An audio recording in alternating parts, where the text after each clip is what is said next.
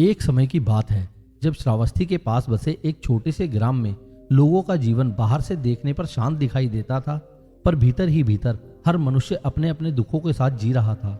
उसी गांव में नीलकेतु नाम का एक युवक रहता था। वह साधारण परिवार में जन्मा था, पर उसके मन में संसार को समझने की गहरी जिज्ञासा थी। बचपन से ही उसने देखा था कि लोग धन के लिए लड़ते हैं, रिश्तों में कटुता भर जाती है और थोड़े से अपमान पर मनुष्य भीतर से टूट जाता है। उसे यह समझ नहीं आता था कि यदि जीवन ईश्वर की देन है तो इसमें इतनी बेचैनी क्यों है। जब वह बड़ा हुआ तो उसके मन में प्रश्न और गहरे हो गए। वह रातों को जागकर आकाश के तारों को देखता और सोचता कि क्या जीवन का कोई ऐसा मार्ग है जहां मनुष्य सच में शांत रह सके। उसी समय उस क्षेत्र में यह चर्चा फैलने लगी कि महान साधु नगर नगर घूमकर लोगों को जीवन का रहस्य समझा रहे हैं। लोग उन्हें बुद्ध कहते हैं। कहा जाता है कि उनके पास जाने वाला व्यक्ति केवल ज्ञान ही नहीं बल्कि भीतर की शांति लेकर लौटता है। यह सुनकर नीलकेतु के मन में एक तीव्र इच्छा जगी कि वह भी उस महात्मा से मिले और अपने मन के प्रश्न पूछे। एक सुबह वह बिना किसी को बताए घर से निकल पड़ा। रास्ते में उसे खेतों की हरियाली दिखाई देती, कभी दूर पहाड़ियों से आती हवा उसे स्पर्श करती, पर उसके भीतर केवल एक ही विचार था, यदि वास्तव में कोई ऐसा ज्ञान है जो मनुष्य को दुख से मुक्त कर सकता है तो वह उसे अवश्य प्राप्त करना चाहिए। कई दिनों की यात्रा के बाद वह उस उपवन में पहुंचा जहां बुद्ध अपने शिष्यों के साथ ठहरे हुए थे। वहां का वातावरण अत्यंत शांत था। पेड़ों के नीचे बैठे भिक्षु ध्यान में लीन थे। पक्षियों की मधुर ध्वनि वातावरण में एक अलग ही सौम्यता घोल रही थी। नीलकेतु कुछ देर दूर खड़ा रहा। उसे लगा जैसे इस स्थान पर आकर उसके भीतर की बेचैनी धीरे धीरे कम हो रही है। तभी उसने देखा कि एक साधु वृक्ष के नीचे बैठे हैं। उनके चेहरे पर ऐसी शांति थी जैसी उसने पहले कभी नहीं देखी थी। वही बुद्ध थे। नीलकेतु धीरे धीरे उनके पास पहुंचा और विनम्रता से बैठ गया। कुछ देर तक वह कुछ बोल नहीं पाया। बुद्ध ने उसकी ओर देखा और मुस्कुराकर पूछा कि वह कहां से आया है। नीलकेतु ने अपने मन की सारी उलझनें उनके सामने रख दी। उसने कहा कि उसे समझ नहीं आता कि मनुष्य के जीवन में इतनी पीड़ा क्यों है। लोग धन और प्रतिष्ठा के पीछे भागते हैं, पर अंत में उन्हें संतोष नहीं मिलता। कुछ लोग धर्म के नाम पर कर्म करते हैं, फिर भी उनके मन में क्रोध और ईर्ष्या भरी रहती है। उसने कहा कि वह जानना चाहता है कि ऐसा क्या है जो मनुष्य को सच में शांत बना सकता है। बुद्ध ने उसकी बात ध्यान से सुनी और कुछ देर मौन रहे। फिर उन्होंने पास की धरती से एक सूखा पत्ता उठाया और उसे हाथ में घुमाते हुए बोले कि संसार का स्वभाव परिवर्तन है। जो चीज जन्म लेती है वह नष्ट भी होती है। मनुष्य का दुख तब जन्म लेता है जब अस्थायी वस्तुओं को स्थायी समझ बैठता है। उन्होंने कहा कि यदि कोई व्यक्ति नदी को मुट्ठी में बंद करना चाहे तो वह असफल ही होगा, क्योंकि नदी का स्वभाव बहना है। उसी प्रकार जीवन का स्वभाव बदलना है। जब मनुष्य इस सत्य को स्वीकार नहीं करता तभी वह पीड़ा में फंस जाता है। नीलकेतु यह सुनकर चकित रह गया। उसे लगा जैसे पहली बार किसी ने उसके प्रश्न को गहराई से समझा है। बुद्ध ने आगे कहा कि शांति बाहर की परिस्थितियों से नहीं आती बल्कि मन की समझ से उत्पन्न होती है। यदि मनुष्य अपने विचारों को देखना सीख जाए, अपने लोभ और क्रोध को पहचान ले, तो धीरे धीरे उसके भीतर का अंधकार कम होने लगता है। बुद्ध की यह बातें सुनकर नीलकेतु के मन में एक नई रोशनी जागी, पर साथ ही उसे यह भी लगा कि यह मार्ग आसान नहीं होगा। उसने पूछा कि यदि मनुष्य के भीतर इतने विकार होते हैं तो वह उन्हें कैसे बदल सकता है। बुद्ध ने उसे पास के वन की ओर संकेत किया जहां एक पुराना वृक्ष खड़ा था। उन्होंने कहा, जब यह वृक्ष छोटा था तब इसकी शाखाएं कमजोर थी। यदि उस समय कोई इसे मोड़ देता तो यह तुरंत झुक जाता, पर वर्षों के बाद इसकी शाखाएं इतनी कठोर हो गई हैं कि अब उन्हें मोड़ना कठिन है। मनुष्य का मन भी ऐसा ही है। बचपन से जो आदतें और जो विचार उसमें बस जाते हैं वे धीरे धीरे उसकी प्रकृति बन जाते हैं। पर इसका अर्थ यह नहीं है कि परिवर्तन असंभव है। यदि कोई व्यक्ति धैर्य और जागरूकता के साथ अपने मन को देखता रहे तो धीरे धीरे उसकी प्रवृत्तियां बदलने लगती हैं। उन्होंने कहा कि ध्यान केवल आंखें बंद करके बैठने का नाम नहीं है। ध्यान वह अवस्था है जब मनुष्य अपने भीतर उठने वाले हर विचार को बिना घृणा और बिना मोह के देखता है। जब यह अभ्यास गहरा हो जाता है तो मनुष्य समझने लगता है कि क्रोध और लोभ केवल क्षणिक तरंगे हैं। वे आते हैं और चले जाते हैं। उस समय वह उनसे बंधता नहीं। नीलकेतु को यह शिक्षा अत्यंत गहरी लगी। उसने निर्णय लिया कि वह कुछ समय बुद्ध के पास रहकर इस मार्ग को समझेगा। नीलकेतु बुद्ध और उनके शिष्यों के साथ रहने लगा। वह सुबह भिक्षुओं के साथ नगर में जाता, फिर लौटकर ध्यान करता और बुद्ध के उपदेश सुनता। धीरे धीरे उसे महसूस होने लगा कि उसके भीतर का तनाव कम हो रहा है। पहले वह छोटी छोटी बातों पर विचलित हो जाता था, पर अब उसके मन में एक नई स्थिरता आ रही थी।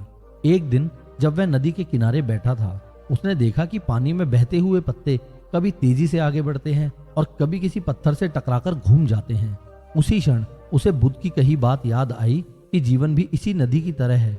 घटनाएं आती हैं, चली जाती हैं, पर यदि मन स्थिर रहे तो व्यक्ति हर परिस्थिति में संतुलित रह सकता है। उसी समय एक वृद्ध व्यक्ति वहां आया जो अत्यंत दुखी दिखाई देता था। उसने बताया कि उसके बेटे ने क्रोध में आकर घर छोड़ दिया है और वह उसे ढूंढ नहीं पा रहा। नीलकेतु ने उसे बुद्ध के पास चलने के लिए कहा। जब वह वृद्ध बुद्ध के सामने पहुंचा तो उसकी आंखों से आंसू बहने लगे। बुद्ध ने उसे धैर्य से सुना और कहा कि क्रोध अज्ञान का परिणाम है। यदि तुम अपने पुत्र के लिए सच में प्रेम रखते हो तो पहले अपने मन को शांत करो। जब मन शांत होगा तभी सही निर्णय लिया जा सकता है। उन्होंने यह भी कहा कि कभी कभी जीवन हमें ऐसी परिस्थितियों में डाल देता है जहां धैर्य ही एकमात्र सहारा होता है। वृद्ध व्यक्ति ने उनकी बात सुनी और धीरे धीरे उसका चेहरा शांत होने लगा। नीलकेतु यह सब देखकर समझने लगा कि बुद्ध की शिक्षा केवल शब्द नहीं बल्कि जीवन जीने का तरीका है। कुछ महीनों के बाद उसने महसूस किया कि उसका मन पहले जैसा नहीं रहा। अब उसे छोटी इच्छाएं परेशान नहीं करती थी। एक दिन उसने बुद्ध से पूछा कि क्या वह अपने गांव लौट सकता है और वहां के लोगों के साथ यह ज्ञान बांट सकता है। बुद्ध ने मुस्कुराकर कहा कि ज्ञान तभी सार्थक होता है जब वह दूसरों के जीवन को भी प्रकाश दे। उन्होंने उसे आशीर्वाद दिया और कहा कि वह जहां भी जाए करुणा और जागरूकता को अपना मार्गदर्शक बनाए। नीलकेतु अपने गांव लौटा तो लोगों ने देखा कि उसके चेहरे पर एक अलग ही शांति है। उसने किसी को उपदेश देने की कोशिश नहीं की बल्कि अपने व्यवहार से लोगों को दिखाया कि धैर्य और समझ से जीवन कितना बदल सकता है। धीरे धीरे गांव के लोग भी उसके पास आने लगे और उससे पूछने लगे कि उसने यह संतुलन कैसे पाया। नीलकेतु उन्हें वही बताता जो उसने बुद्ध से सीखा था कि शांति बाहर नहीं भीतर की समझ में छिपी है। समय बीतता गया और उस छोटे से गांव का वातावरण भी बदलने लगा। पहले जहां लोग छोटी छोटी बातों पर झगड़ते थे, अब वहां संवाद और समझ बढ़ने लगी। नीलकेतु अक्सर रात को आकाश की ओर देखता और सोचता कि यदि उस दिन वह अपने प्रश्नों के साथ यात्रा पर ना निकला होता तो शायद उसका जीवन भी पुरानी बेचैनी में बीत जाता। उसे यह समझ आ चुका था कि जीवन का असली परिवर्तन बाहर की परिस्थितियों से नहीं बल्कि मन की दृष्टि से होता है। बुद्ध से मिली शिक्षा उसके लिए केवल एक स्मृति नहीं बल्कि जीवन का आधार बन गई थी। वह जान गया था कि मनुष्य के भीतर अनंत संभावनाएं छिपी हैं, बस उन्हें जागृत करने के लिए सही समझ और सही धैर्य की आवश्यकता होती है। उसी समझ ने उसके जीवन को बदल दिया और वही समझ धीरे धीरे उसके आसपास के लोगों के जीवन में भी प्रकाश फैलाने लगी। चलिए दोस्तों, अब चलते हैं दूसरी कहानी की तरफ। बहुत समय पहले कौशल राज्य की सीमा से दूर एक ऐसा नगर था जहां व्यापार और समृद्धि तो बहुत थी पर लोगों के चेहरों पर संतोष बहुत कम दिखाई देता था। उस नगर का नाम कौशाम्बी था। वहां के बाजार दूर दूर तक प्रसिद्ध थे। व्यापारी दिन रात लाभ के नए अवसर खोजते रहते। राजमहल में वैभव का प्रदर्शन होता और गलियों में तरह तरह के उत्सव मनाए जाते, पर फिर भी उस नगर के वातावरण में एक अदृश्य बेचैनी फैली रहती थी। उसी नगर में आर्यकेतु नाम का एक युवक रहता था। वह एक धनी व्यापारी का पुत्र था। बचपन से उसे किसी चीज की कमी नहीं हुई थी।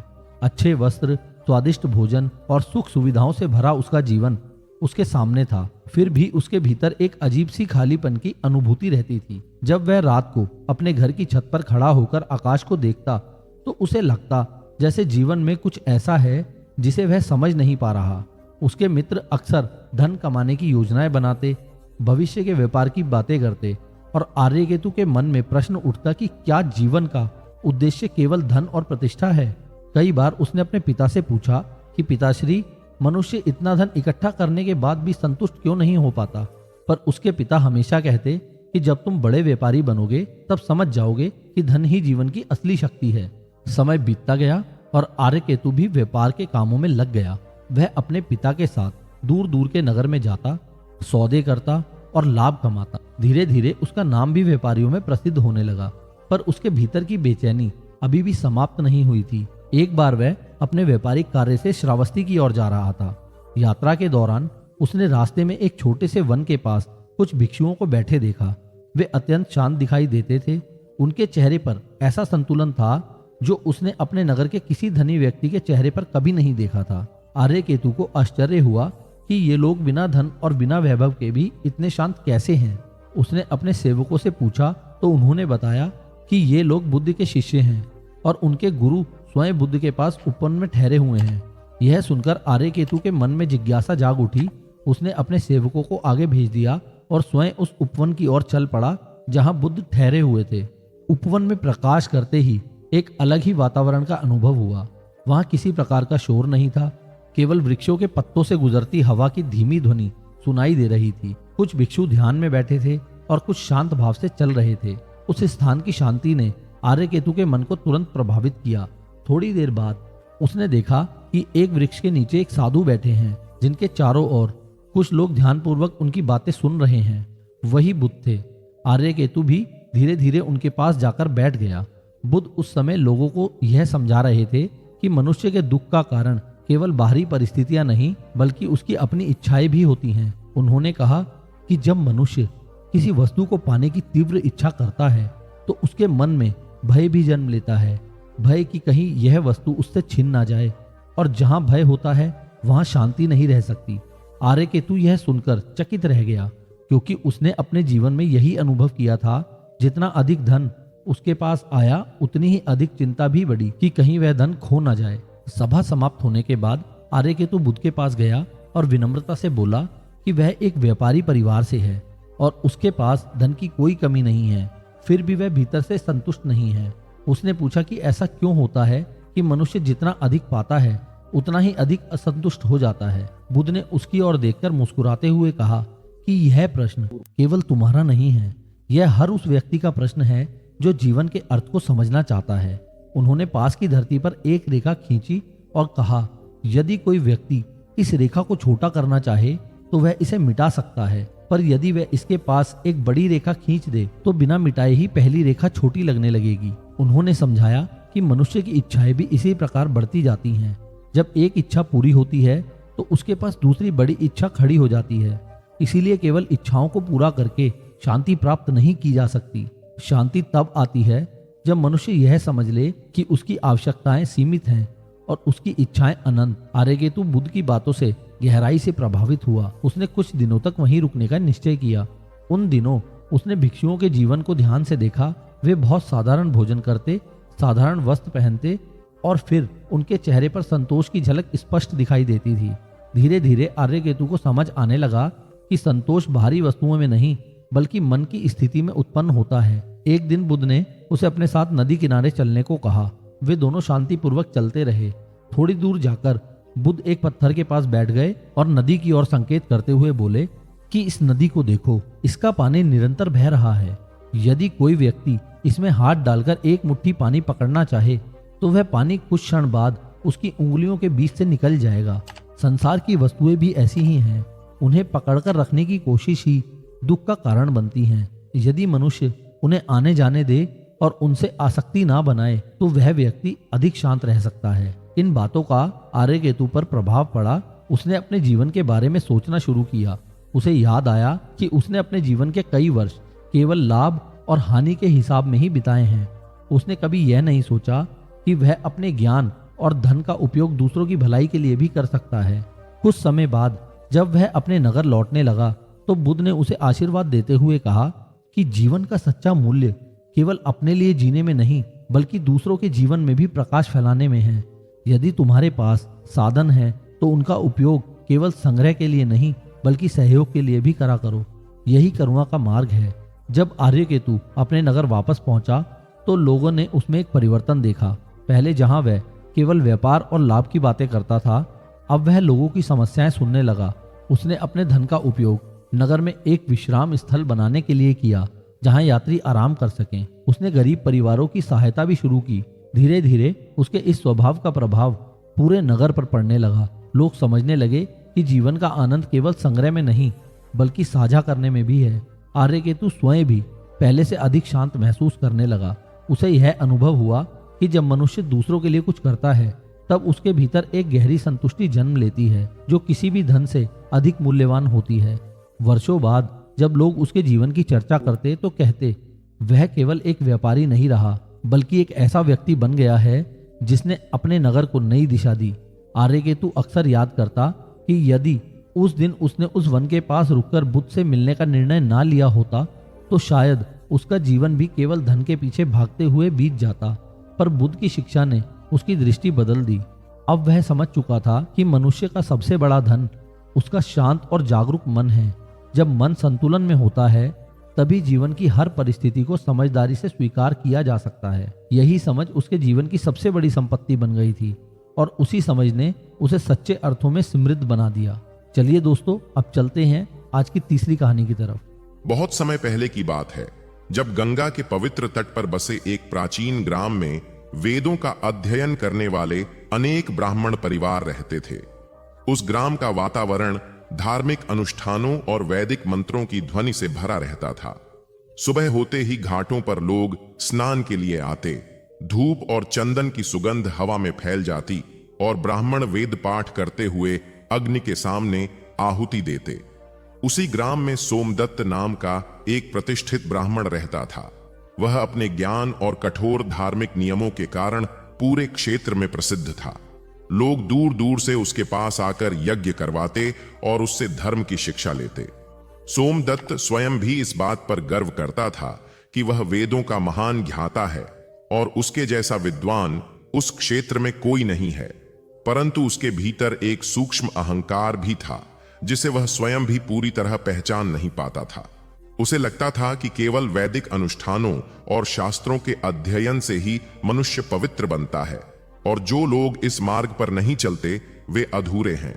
हर सुबह सोमदत्त गंगा के तट पर जाकर स्नान करता और मंत्रों का उच्चारण करता। वह मानता था कि गंगा का जल मनुष्य के सारे पाप धो देता है। कई बार वह लोगों को उपदेश देते हुए कहता कि यदि कोई व्यक्ति नियमित रूप से गंगा स्नान करे और वेदों का पाठ करे तो उसका जीवन अवश्य पवित्र हो जाएगा। गांव के लोग उसकी बातों का सम्मान करते, पर उनमें से कुछ के मन में यह प्रश्न भी उठता कि क्या केवल बाहरी अनुष्ठान ही मनुष्य को शुद्ध बना सकते हैं।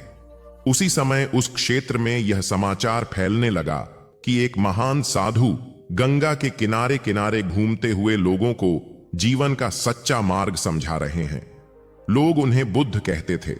उनके बारे में कहा जाता था कि वे किसी भी व्यक्ति के प्रश्न का उत्तर इतने सरल शब्दों में देते हैं कि जटिल से जटिल विषय भी स्पष्ट हो जाता है। जब यह बात सोमदत्त के कानों तक पहुंची तो उसे थोड़ा आश्चर्य हुआ। उसने सोचा कि कोई साधु ऐसा कैसे हो सकता है जो लोगों को धर्म का मार्ग समझा रहा हो, जबकि उसने वेदों का अध्ययन भी न किया हो। उसके मन में जिज्ञासा के साथ साथ हल्का सा संदेह भी था। एक दिन जब सूरज की पहली किरणें गंगा के जल पर चमक रही थीं, सोमदत्त अपने शिष्यों के साथ घाट पर पहुंचा। उसी समय उसने देखा कि कुछ दूरी पर एक वृक्ष के नीचे एक साधु शांत भाव से बैठे हैं और उनके चारों ओर कुछ लोग एकत्र होकर उनकी बातें सुन रहे हैं। सोमदत्त ने पास खड़े एक युवक से पूछा कि यह कौन है। युवक ने आदर पूर्वक उत्तर दिया कि यही बुद्ध हैं जिनके उपदेश सुनने के लिए लोग दूर दूर से आते हैं। यह सुनकर सोमदत्त के मन में उत्सुकता जगी और वह भी धीरे धीरे उस सभा की ओर बढ़ गया। बुद्ध उस समय लोगों से यह कह रहे थे कि मनुष्य का सच्चा पवित्रता का मार्ग केवल बाहरी क्रियाओं से नहीं बल्कि भीतर की जागरूकता से खुलता है। उन्होंने कहा कि यदि मन में क्रोध, घृणा और अहंकार भरा हो तो केवल स्नान या अनुष्ठान से वह मन शुद्ध नहीं हो सकता। यह सुनकर सोमदत्त को थोड़ा असहज महसूस हुआ, क्योंकि वह जीवन भर लोगों को यही सिखाता आया था कि बाहरी अनुष्ठान ही पवित्रता का आधार है। सभा समाप्त होने के बाद सोमदत्त बुद्ध के पास पहुंचा और विनम्रता से बोला कि वह एक ब्राह्मण है और वेदों का अध्ययन करता है। उसने कहा कि उसके अनुसार गंगा स्नान और यज्ञ जैसे अनुष्ठान मनुष्य को पवित्र बनाते हैं, पर आपने अभी कहा कि केवल बाहरी क्रियाएं पर्याप्त नहीं हैं। क्या इसका अर्थ यह है कि हमारे शास्त्रों की शिक्षा अधूरी है? बुद्ध ने उसकी ओर शांत दृष्टि से देखा और मुस्कुराते हुए कहा कि किसी भी परंपरा या शास्त्र का उद्देश्य मनुष्य को सत्य की ओर ले जाना होता है। पर यदि मनुष्य केवल शब्दों को पकड़कर बैठ जाए और उनके पीछे छिपे अर्थ को न समझे तो वह मार्ग से भटक सकता है।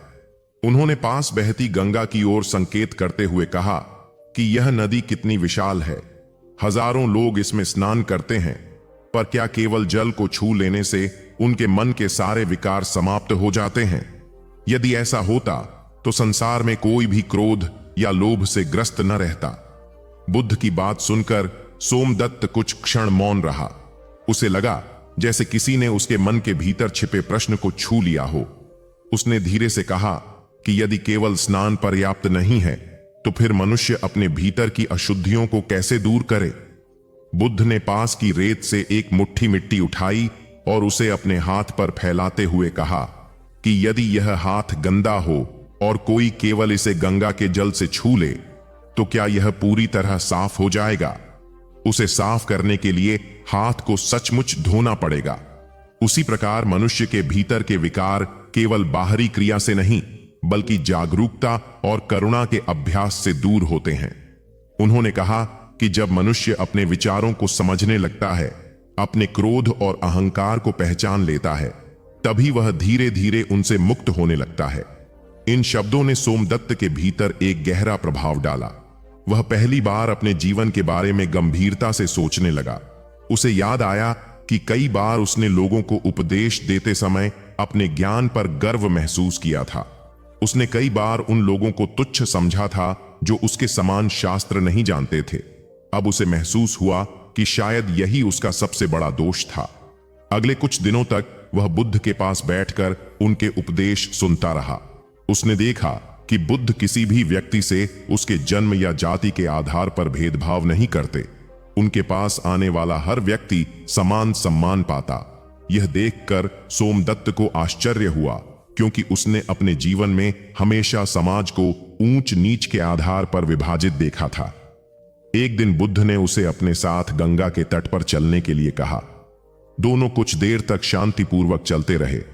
फिर बुद्ध ने पूछा कि क्या तुम्हें गंगा की धारा में कोई भेद दिखाई देता है? सोमदत्त ने कहा कि नहीं, यह धारा सभी के लिए समान रूप से बहती है। तब बुद्ध ने कहा कि प्रकृति कभी किसी के साथ भेदभाव नहीं करती।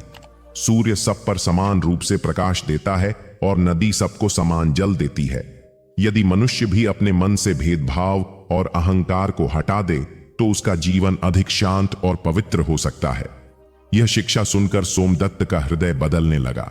उसे लगा जैसे उसके भीतर वर्षों से जमा कठोरता धीरे धीरे पिघल रही है।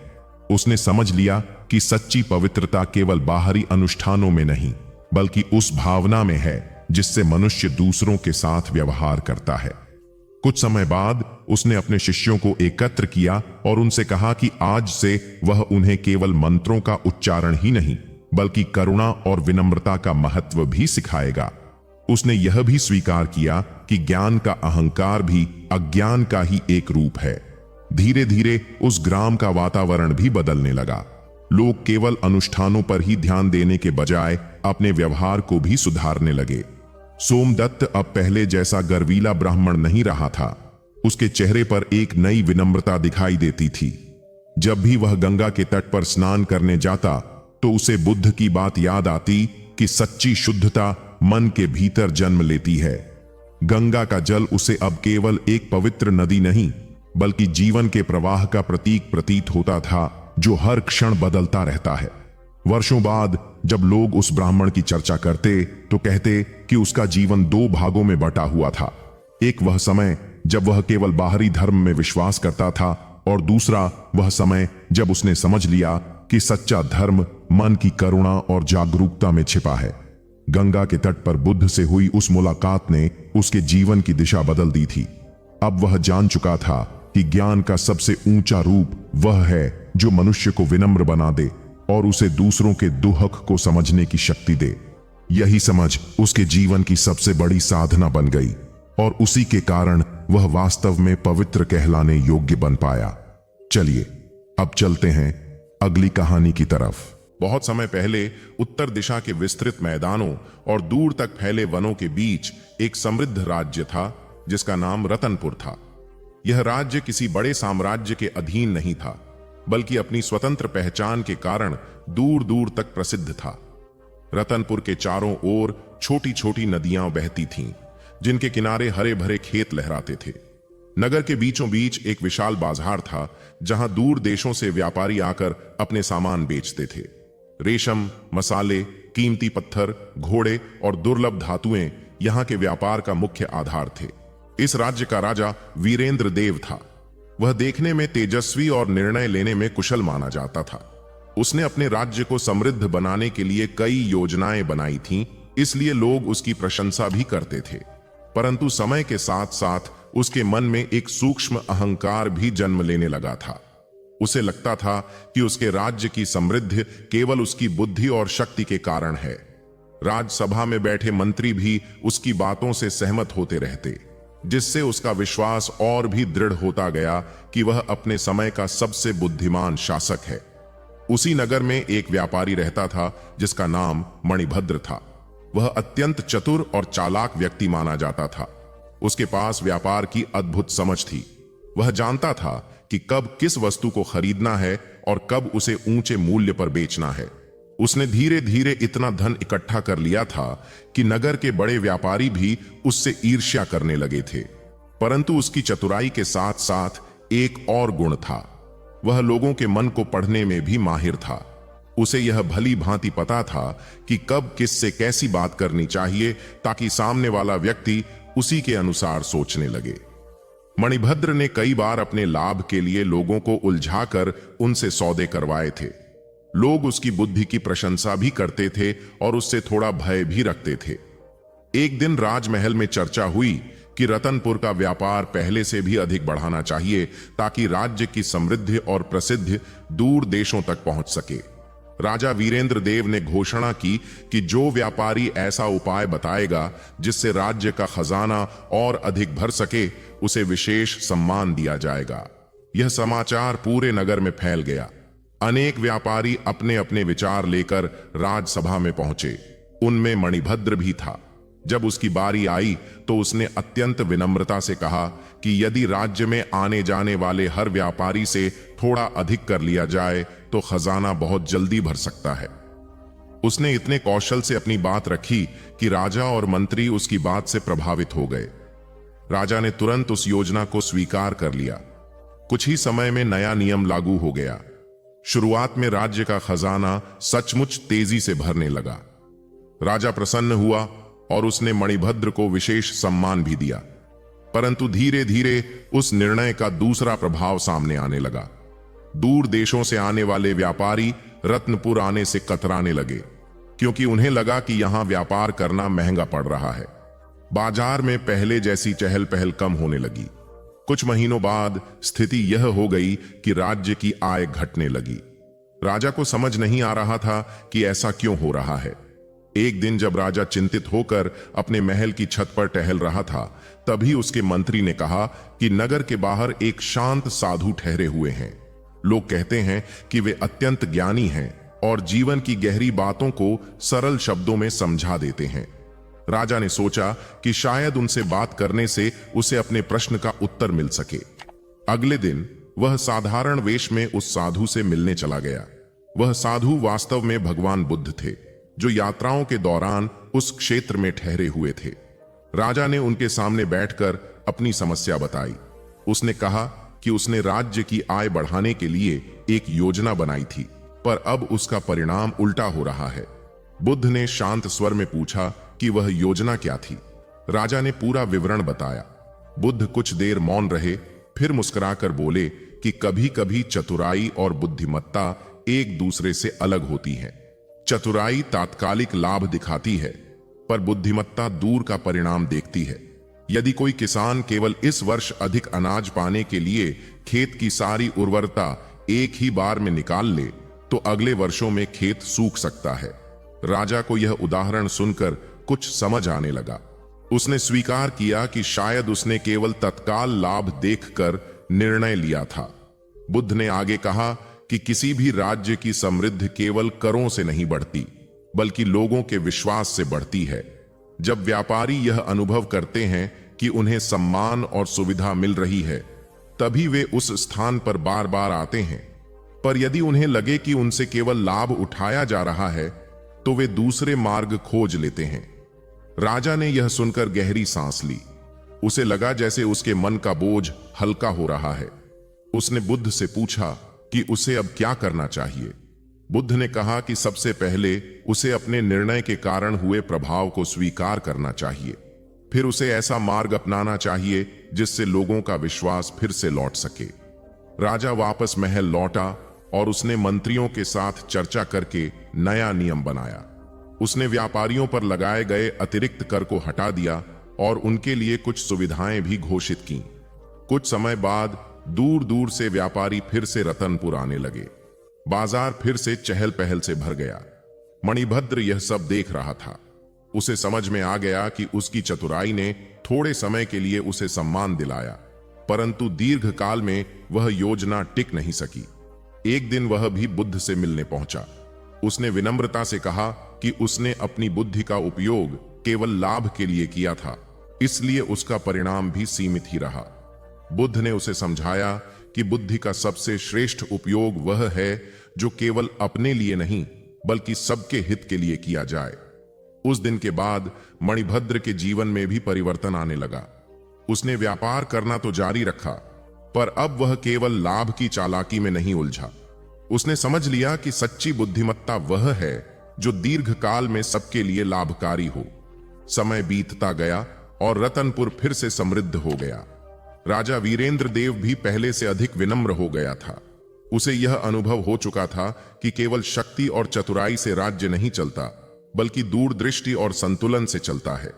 जब भी वह राजसभा में कोई निर्णय लेने बैठता तो उसे उस दिन की बात याद आ जाती जब बुद्ध ने उसे किसान और खेत का उदाहरण दिया था। वही उदाहरण उसके लिए एक स्थायी शिक्षा बन गया। लोग कहते थे कि उस राज्य की समृद्धि का कारण केवल उसका व्यापार नहीं था, बल्कि वह समझ थी जो राजा और उसके लोगों के मन में धीरे धीरे जन्म ले चुकी थी। उन्होंने यह सीख लिया था कि चालाकी थोड़े समय के लिए लाभ दे सकती है, पर सच्चा ज्ञान वही है जो सबके जीवन में संतुलन और विश्वास को बनाए रखे। यही समझ उस राज्य की सबसे बड़ी शक्ति बन गई थी और वही कहानी पीढ़ियों तक लोगों को यह याद दिलाती रही कि बुद्धिमत्ता और चतुराई में कितना गहरा अंतर होता है। चलिए चलते हैं अब अगली कहानी की ओर। बहुत समय पहले पश्चिम दिशा के दूरस्थ प्रदेश में एक नगर था जिसका नाम सुवर्ण तीर्थ था। यह नगर किसी साम्राज्य की राजधानी नहीं था, फिर भी व्यापार, कला और विद्या के कारण दूर दूर तक प्रसिद्ध था। नगर के चारों ओर पहाड़ों की लंबी श्रेणियां थीं और उनके बीच से एक शांत नदी बहती थी जिसका जल सुबह की रोशनी में सोने की तरह चमकता था। इसी कारण उस स्थान का नाम सुवर्ण तीर्थ पड़ा था। नगर के बाजारों में हमेशा भीड़ रहती थी। कारीगर अपने काम में लगे रहते और यात्रियों का आना जाना लगा रहता। इस चहल पहल के बीच भी उस नगर में कुछ ऐसे लोग थे जो जीवन के गहरे अर्थ को समझने की तलाश में रहते थे। उन्हीं में से एक युवक था विभानु। विभानु किसी बड़े परिवार से नहीं था। उसके पिता साधारण कुम्हार थे और मिट्टी के बर्तन बनाकर अपना जीवन चलाते थे। बचपन से ही विभानु ने अपने पिता को परिश्रम करते देखा था। मिट्टी को गूंथकर चाक पर घुमाते हुए वे अक्सर कहा करते थे कि जैसे मिट्टी को सही आकार देने के लिए धैर्य चाहिए, वैसे ही मनुष्य के जीवन को आकार देने के लिए भी धैर्य और समझ आवश्यक है। यह बात विभानु के मन में गहराई से बैठ गई थी। वह जब बड़ा हुआ तो उसने देखा कि नगर में अनेक लोग धन और प्रतिष्ठा के पीछे भाग रहे हैं। कोई अधिक व्यापार करना चाहता था, कोई सत्ता के निकट पहुंचना चाहता था और कोई अपने वैभव का प्रदर्शन करना चाहता था।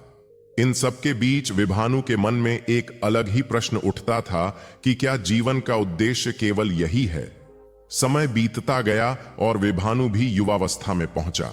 उसने अपने पिता का काम सीख लिया, पर उसका मन अक्सर जीवन के अर्थ को समझने में लगा रहता। एक दिन नगर में यह समाचार फैल गया कि एक महान तपस्वी और ज्ञानी साधु उस क्षेत्र में आए हुए हैं। लोग कहते थे कि वे मनुष्य के दुख और भ्रम को बहुत सरल उदाहरणों से समझा देते हैं। कुछ लोग उन्हें बुद्ध कहते थे क्योंकि उनके शब्दों में ऐसी स्पष्टता थी जो सुनने वाले के मन को भीतर तक छू जाती थी। जब यह बात विभानु के कानों तक पहुंची तो उसके मन में उन्हें देखने की तीव्र इच्छा जागी। एक सुबह वह अपने काम से निवृत्त होकर उस वन की ओर चल पड़ा जहां वह ज्ञानी साधु ठहरे हुए थे। वहां पहुंचकर उसने देखा कि वृक्षों के नीचे कुछ लोग शांत भाव से बैठे हैं और एक साधु उनसे बातें कर रहे हैं। उनके चेहरे पर ऐसी शांति थी जैसी विभानु ने पहले कभी नहीं देखी थी। वह भी धीरे से जाकर वहां बैठ गया। उस समय वह साधु लोगों को यह समझा रहे थे कि मनुष्य का सबसे बड़ा भ्रम यह है कि वह अपने सुख को बाहरी वस्तुओं में खोजता है। जब तक वह यह नहीं समझता कि सुख का स्रोत उसके अपने मन में है, तब तक वह भटकता रहता है। विभानु ने ध्यान से उनकी बातें सुनी। उसे लगा जैसे उसके मन के कई प्रश्नों का उत्तर धीरे धीरे स्पष्ट हो रहा है। सभा समाप्त होने के बाद वह उनके पास गया और विनम्रता से बोला कि वह एक साधारण कुम्हार का पुत्र है और जीवन के अर्थ को समझना चाहता है। साधु ने उसकी ओर देखा और मुस्कुराकर पूछा कि वह अपने पिता के काम के बारे में क्या सोचता है। विभानु ने कहा कि मिट्टी के बर्तन बनाना एक साधारण काम है, पर उसके पिता कहते हैं कि हर बर्तन में धैर्य और ध्यान का महत्व होता है। यह सुनकर साधु ने कहा कि तुम्हारे पिता ने तुम्हें बहुत गहरी शिक्षा दी है। उन्होंने पास पड़ी मिट्टी को उठाकर हाथ में लेते हुए कहा कि देखो, यह मिट्टी अपने आप में केवल मिट्टी है, पर जब कुम्हार इसे समझदारी से आकार देता है तो यह उपयोगी पात्र बन जाती है। मनुष्य का जीवन भी इसी मिट्टी की तरह है। यदि वह अपने विचारों और कर्मों को समझदारी से ढालता है तो उसका जीवन भी सुंदर बन सकता है। इन शब्दों ने विभानु को गहराई से प्रभावित किया। वह कुछ दिनों तक वहीं रुक गया और उस साधु की बातें सुनता रहा। उसने देखा कि वे किसी भी व्यक्ति से उसके धन या जन्म के आधार पर भेदभाव नहीं करते थे। उनके पास आने वाला हर व्यक्ति समान रूप से सम्मान पाता था। धीरे धीरे विभानु के मन में एक नई समझ विकसित होने लगी। उसे महसूस हुआ कि मनुष्य का वास्तविक मूल्य उसके बाहरी वैभव में नहीं, बल्कि उसके विचारों और कर्मों में होता है। कुछ समय बाद वह अपने नगर लौट आया, पर अब उसका दृष्टिकोण बदल चुका था। पहले वह केवल अपने काम को एक साधारण जीविका समझता था, पर अब उसे लगा कि हर काम में ध्यान और करुणा का महत्व है। उसने अपने पिता के साथ मिलकर और अधिक लगन से काम करना शुरू किया। वह बर्तन बनाते समय इस बात का ध्यान रखता कि वे केवल उपयोगी ही नहीं, बल्कि सुंदर भी हों। धीरे धीरे उसके बनाए हुए बर्तन नगर में प्रसिद्ध होने लगे। लोग कहते थे कि उनमें एक अलग ही सौंदर्य और संतुलन दिखाई देता है। पर विभानु की सबसे बड़ी विशेषता यह थी कि उसने अपनी सफलता को अहंकार का कारण नहीं बनने दिया। वह हमेशा अपने पिता की शिक्षा और उस साधु के शब्दों को याद रखता था। जब भी कोई उससे उसकी सफलता का कारण पूछता, वह कहता कि जीवन को समझने की शुरुआत विनम्रता से होती है। यदि मनुष्य अपने भीतर की अशांति को पहचान ले और उसे शांत करने का प्रयास करे, तो उसका हर कार्य अधिक सार्थक हो जाता है। वर्षों बीतते गए और सुवर्ण तीर्थ का वह युवक धीरे धीरे एक प्रेरणा बन गया। लोग उसके पास केवल बर्तन खरीदने के लिए ही नहीं, बल्कि जीवन की सरल शिक्षा सुनने के लिए भी आने लगे। वह किसी गुरु की तरह उपदेश नहीं देता था, बल्कि अपने अनुभवों से लोगों को समझाता था कि मनुष्य का जीवन तभी सुंदर बनता है जब उसमें धैर्य, करुणा और जागरूकता का संतुलन हो। एक शाम जब वह नदी के किनारे बैठा सूर्यास्त देख रहा था, उसे अपने जीवन की यात्रा याद आई। उसे लगा कि यदि उसने उस दिन उस वन में जाकर उस ज्ञानी साधु की बातें न सुनी होती, तो शायद उसका जीवन भी केवल साधारण चिंताओं में ही बीत जाता। पर उस छोटी सी मुलाकात ने उसके सोचने का तरीका बदल दिया था। अब वह जान चुका था कि सच्चा ज्ञान वही है जो मनुष्य को विनम्र बना दे और उसे अपने भीतर की शांति से परिचित करा दे।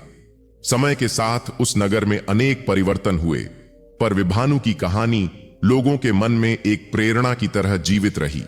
लोग अपने बच्चों को यह कथा सुनाते कि कैसे एक साधारण कुम्हार का पुत्र अपने विचारों और समझ के कारण पूरे नगर के लिए प्रेरणा बन गया। यह कहानी उन्हें याद दिलाती थी कि मनुष्य का जीवन उसके जन्म या परिस्थितियों से नहीं, बल्कि उसके विचारों और कर्मों से महान बनता है। इसी सत्य में उस कथा की सबसे बड़ी शिक्षा छिपी थी।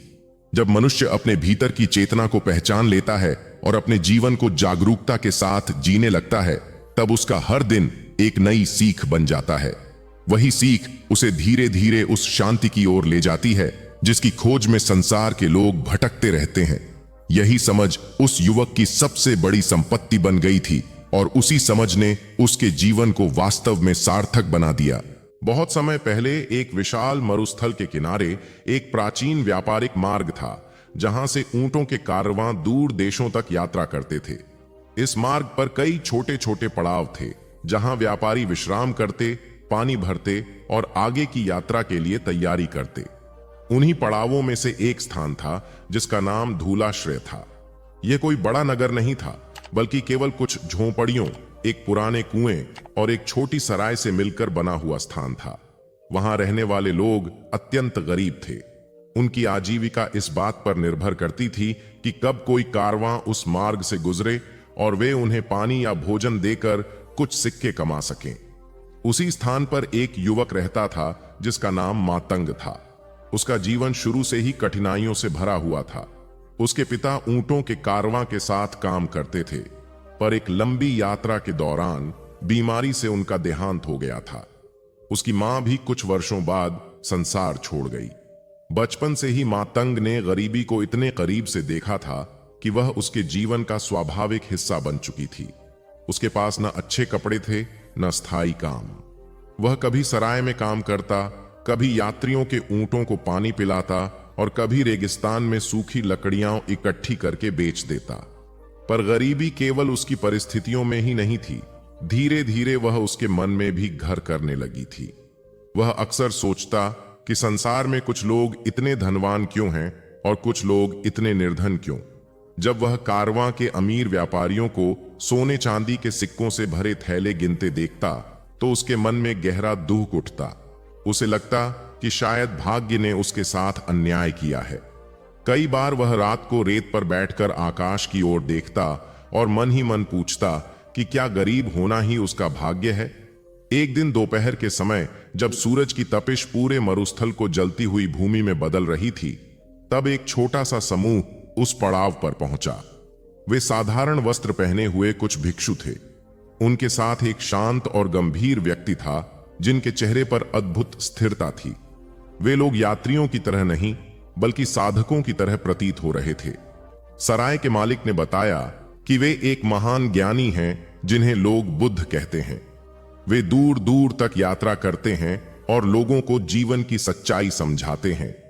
मातंग ने पहले कभी ऐसा नाम नहीं सुना था, पर जब उसने उस व्यक्ति के चेहरे की शांति देखी तो उसके मन में उन्हें देखने की तीव्र इच्छा जागी। वह धीरे धीरे उनके पास गया और कुछ दूरी पर बैठ गया। बुद्ध उस समय अपने साथियों से बहुत सरल शब्दों में बातें कर रहे थे। वे कह रहे थे कि मनुष्य के दुख का कारण केवल बाहरी अभाव नहीं होता, बल्कि मन की उलझन भी होती है। मातंग ने यह सुनकर तुरंत पूछा, यदि कोई व्यक्ति बहुत गरीब हो और उसके पास जीवन जीने के लिए भी पर्याप्त साधन न हो, तो क्या उसका दुख केवल मन की उलझन है? बुद्ध ने उसकी ओर देखा। उनकी दृष्टि में न आश्चर्य था, न उपेक्षा, बल्कि गहरी करुणा थी। उन्होंने पूछा, तुम्हारा नाम क्या है? मातंग ने उत्तर दिया, मेरा नाम मातंग है और मैं इस पड़ाव पर काम करता हूं। मेरे पास कुछ भी नहीं है। जब मैं अमीर लोगों को देखता हूं तो मुझे लगता है कि जीवन ने मुझे कुछ भी नहीं दिया। बुद्ध कुछ क्षण शांत रहे, फिर उन्होंने पास पड़ी रेत को अपनी उंगलियों से उठाया और कहा, क्या तुम्हें लगता है कि यह रेत व्यर्थ है? मातंग ने कहा, रेगिस्तान में तो यह हर जगह है, इसलिए इसका कोई मूल्य नहीं। बुद्ध मुस्कुराए और बोले, यदि यही रेत किसी कारीगर के हाथ में पहुंचे और वह इससे कांच बनाए तो वही रेत चमकदार पात्र बन सकती है। वस्तु का मूल्य केवल उसकी स्थिति से नहीं बल्कि उसके उपयोग से बनता है। मनुष्य का जीवन भी ऐसा ही है। मातंग ध्यान से सुनने लगा। बुद्ध ने आगे कहा, गरीबी दो प्रकार की होती है। एक वह जो शरीर से जुड़ी होती है, जहां साधन कम होते हैं। दूसरी वह जो मन से जुड़ी होती है, जहां आशा और समझ का अभाव होता है। पहली गरीबी कठिन है, पर दूसरी उससे भी अधिक दुखद है, क्योंकि यदि मन में आशा और जागरूकता हो तो मनुष्य धीरे धीरे अपनी परिस्थिति को बदल सकता है। ये शब्द मातंग के मन में गहराई तक उतर गए। उसने पहली बार किसी को गरीबी के बारे में इतनी अलग दृष्टि से बोलते सुना था। अगले कुछ दिनों तक बुद्ध और उनके साथी उसी पड़ाव पर रुके रहे। मातंग अक्सर उनके पास बैठकर उनकी बातें सुनता। उसने देखा कि वे स्वयं बहुत साधारण जीवन जीते हैं। उनके पास न धन था न वैभव, फिर भी उनके चेहरे पर संतोष था। एक शाम बुद्ध ने उसे पास बुलाया और कहा, तुम अपने जीवन को बदलना चाहते हो? मातंग ने तुरंत कहा, हां, पर मेरे पास कुछ भी नहीं है। बुद्ध ने कहा, तुम्हारे पास सबसे बड़ी चीज है, तुम्हारा मन। यदि तुम अपने मन को निराशा से मुक्त कर लो और हर दिन कुछ सीखने और करने का प्रयास करो, तो धीरे धीरे तुम्हारी परिस्थिति बदल सकती है।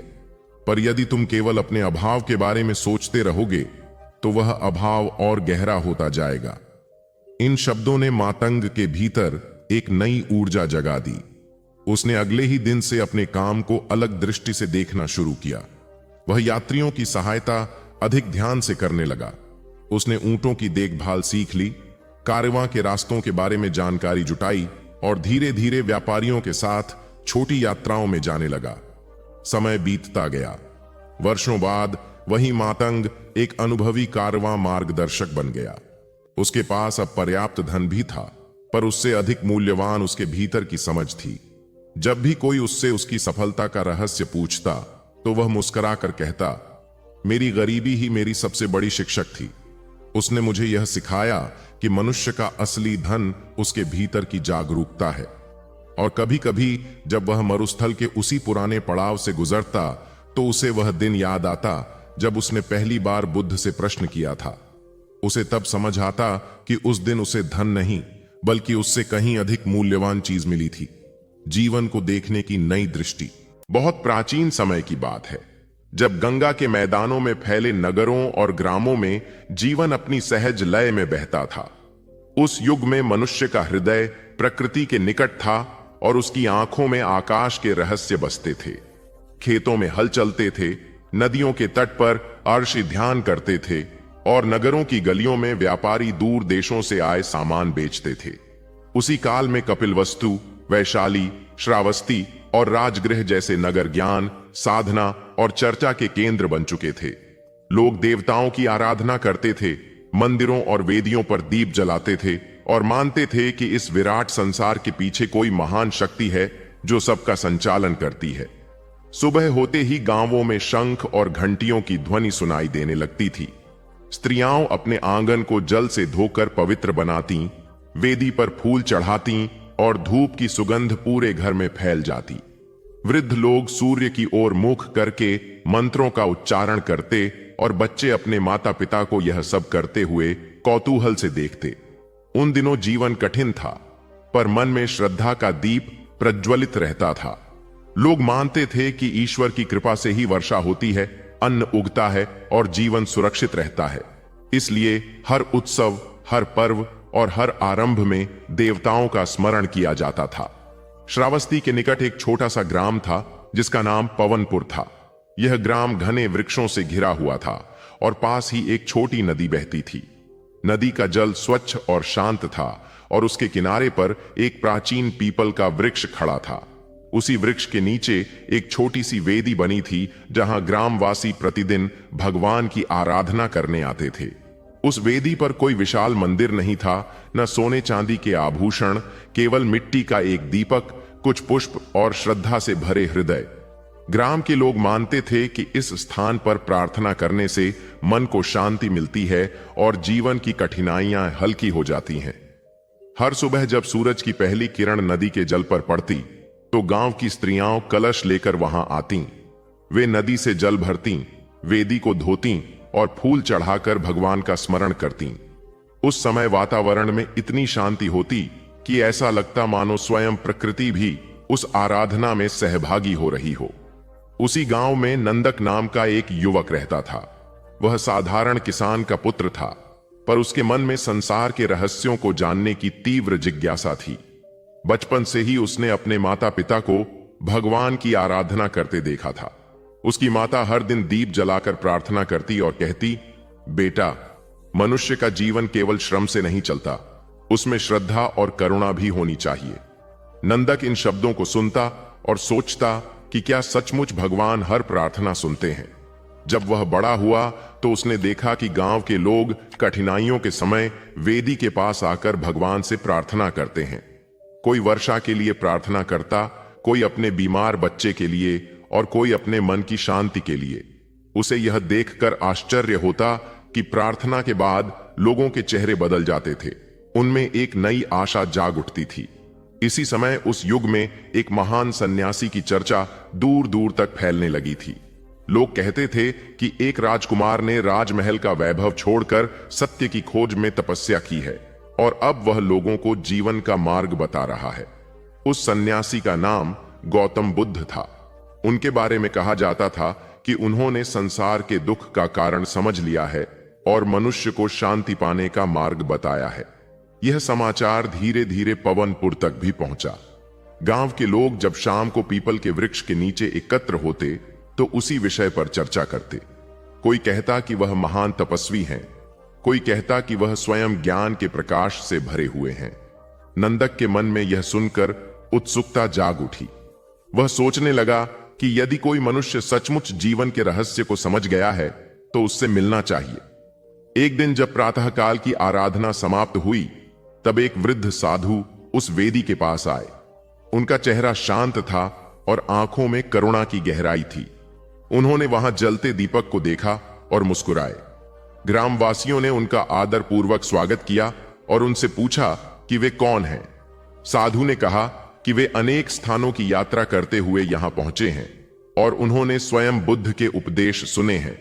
यह सुनते ही सब लोग उनके चारों ओर बैठ गए। नंदक भी आगे आकर बैठ गया। साधु ने धीरे धीरे बोलना आरंभ किया। उन्होंने कहा कि भगवान की आराधना केवल वेदी पर फूल चढ़ाने से नहीं होती, बल्कि सच्ची आराधना मन के भीतर होती है। जब मनुष्य अपने हृदय को करुणा, सत्य और धैर्य से भर लेता है तब उसका हर कर्म पूजा बन जाता है। साधु की बातें सुनकर गांव के लोग गहरे विचार में डूब गए। उन्होंने जीवन भर भगवान की पूजा की थी, पर शायद उन्होंने कभी यह नहीं सोचा था कि पूजा का अर्थ केवल अनुष्ठान नहीं, बल्कि जीवन की पवित्रता भी है। नंदक के मन में यह बात गहराई तक उतर गई। उसने साधु से पूछा, यदि सच्ची आराधना मन के भीतर है तो क्या मंदिर और वेदियां आवश्यक नहीं हैं? साधु मुस्कुराए और बोले, मंदिर मन को स्मरण दिलाने के लिए होते हैं कि जीवन में कुछ महान है, पर यदि मनुष्य का हृदय करुणा से खाली है तो सबसे बड़ा मंदिर भी उसे शांति नहीं दे सकता। उस दिन के बाद पवनपुर के लोगों की आराधना का स्वरूप धीरे धीरे बदलने लगा। वे पहले की तरह वेदी पर दीप जलाते, पर साथ ही यह भी सोचते कि उनके व्यवहार में कितना प्रेम और सत्य है। यदि कोई भूखा होता तो उसे भोजन दिया जाता, यदि कोई दुखी होता तो उसे सांत्वना दी जाती। लोगों ने समझ लिया कि भगवान की पूजा केवल शब्दों से नहीं बल्कि कर्मों से भी होती है। नंदक के जीवन में भी एक परिवर्तन आया। वह पहले केवल प्रश्न करता था, पर अब वह अपने भीतर उत्तर खोजने लगा। एक दिन उसने निर्णय किया कि वह बुद्ध के दर्शन करने जाएगा। उसने अपने माता पिता से अनुमति ली और श्रावस्ती की ओर चल पड़ा, जहां उस समय बुद्ध अपने शिष्यों के साथ ठहरे हुए थे।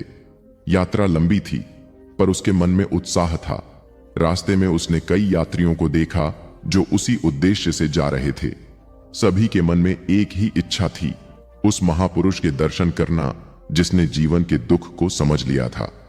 जब नंदक श्रावस्ती पहुंचा तब उसने देखा कि एक विशाल उपवन में अनेक लोग शांतिपूर्वक बैठे हैं। वृक्षों की छाया में एक साधारण वस्त्र पहने व्यक्ति बैठा था, जिसका चेहरा अत्यंत शांत और तेजस्वी था। वही गौतम बुद्ध थे। उनके चारों ओर बैठे लोग उनकी बातें ध्यान से सुन रहे थे। बुद्ध कह रहे थे कि संसार में हर वस्तु परिवर्तनशील है और मनुष्य का दुख उसके मोह और तृष्णा से उत्पन्न होता है।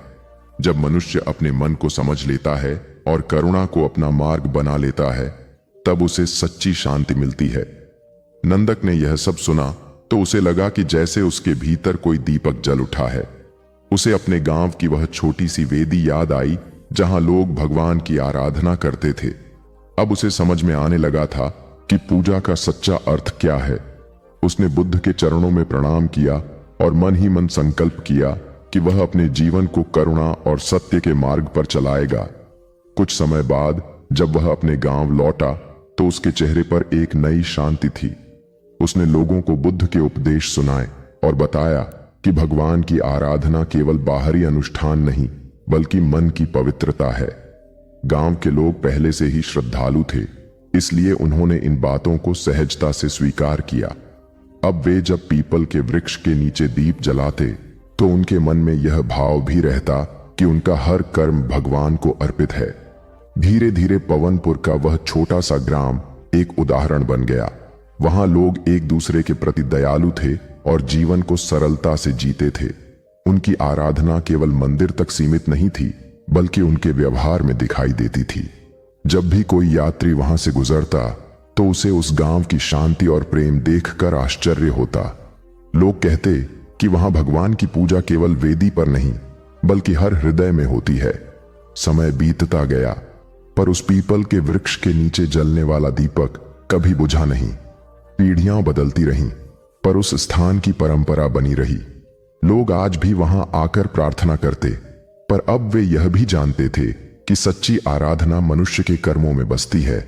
उस छोटे से गांव की कथा दूर दूर तक फैल गई और लोग कहते कि जब श्रद्धा और करुणा एक साथ मिलती हैं, तब वही सच्ची पूजा बन जाती है। उसी युग में जब गौतम बुद्ध ज्ञान का प्रकाश फैला रहे थे, तब अनगिनत गांवों और नगरों में लोग धीरे धीरे समझने लगे थे कि भगवान की आराधना केवल अनुष्ठान नहीं बल्कि जीवन को पवित्र बनाने का मार्ग है। और यही समझ उस समय की सबसे बड़ी संपत्ति थी, क्योंकि जिसने यह जान लिया कि सच्ची पूजा मन के भीतर है, उसे संसार के किसी भी मंदिर में जाने की आवश्यकता नहीं रहती, क्योंकि उसका हृदय ही सबसे पवित्र मंदिर बन जाता है। प्राचीन भारत का वह समय अत्यंत जिज्ञासाओं से भरा हुआ था। गंगा के विस्तृत मैदानों में बसे नगरों और ग्रामों में मनुष्य केवल जीवनयापन ही नहीं कर रहा था, बल्कि वह जीवन के गहरे प्रश्नों के उत्तर भी खोज रहा था। उस युग में वेदों की परंपरा जीवित थी। यज्ञ और हवन होते थे। मंदिरों और वेदियों पर देवताओं की पूजा की जाती थी। लोग मानते थे कि संसार के पीछे कोई अदृश्य शक्ति है और उसी की कृपा से वर्षा होती है, अन्न उगता है और जीवन चलता है। पर उसी समय एक नया विचार भी धीरे धीरे लोगों के बीच फैल रहा था।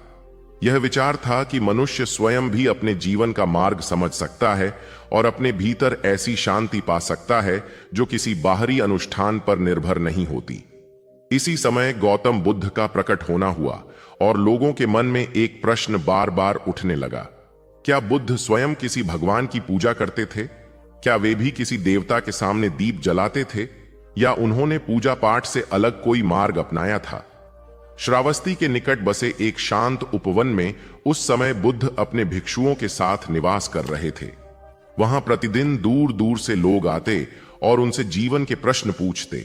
कोई दुख से व्याकुल होकर आता, कोई अपने मन की उलझन लेकर, और कोई केवल यह जानने के लिए कि जीवन का सच्चा अर्थ क्या है। उसी समय एक दिन वैशाली से आए कुछ ब्राह्मण वहां पहुंचे। वे विद्वान थे और वेदों के झांता थे। उनके मन में एक जिज्ञासा थी जो लंबे समय से उन्हें परेशान कर रही थी। उन्होंने बुद्ध के सामने बैठकर विनम्रता से कहा कि लोग आपको महान ज्ञानी कहते हैं, लोग आपके चरणों में बैठकर शांति पाते हैं, पर हम यह जानना चाहते हैं कि क्या आप किसी भगवान की पूजा करते हैं?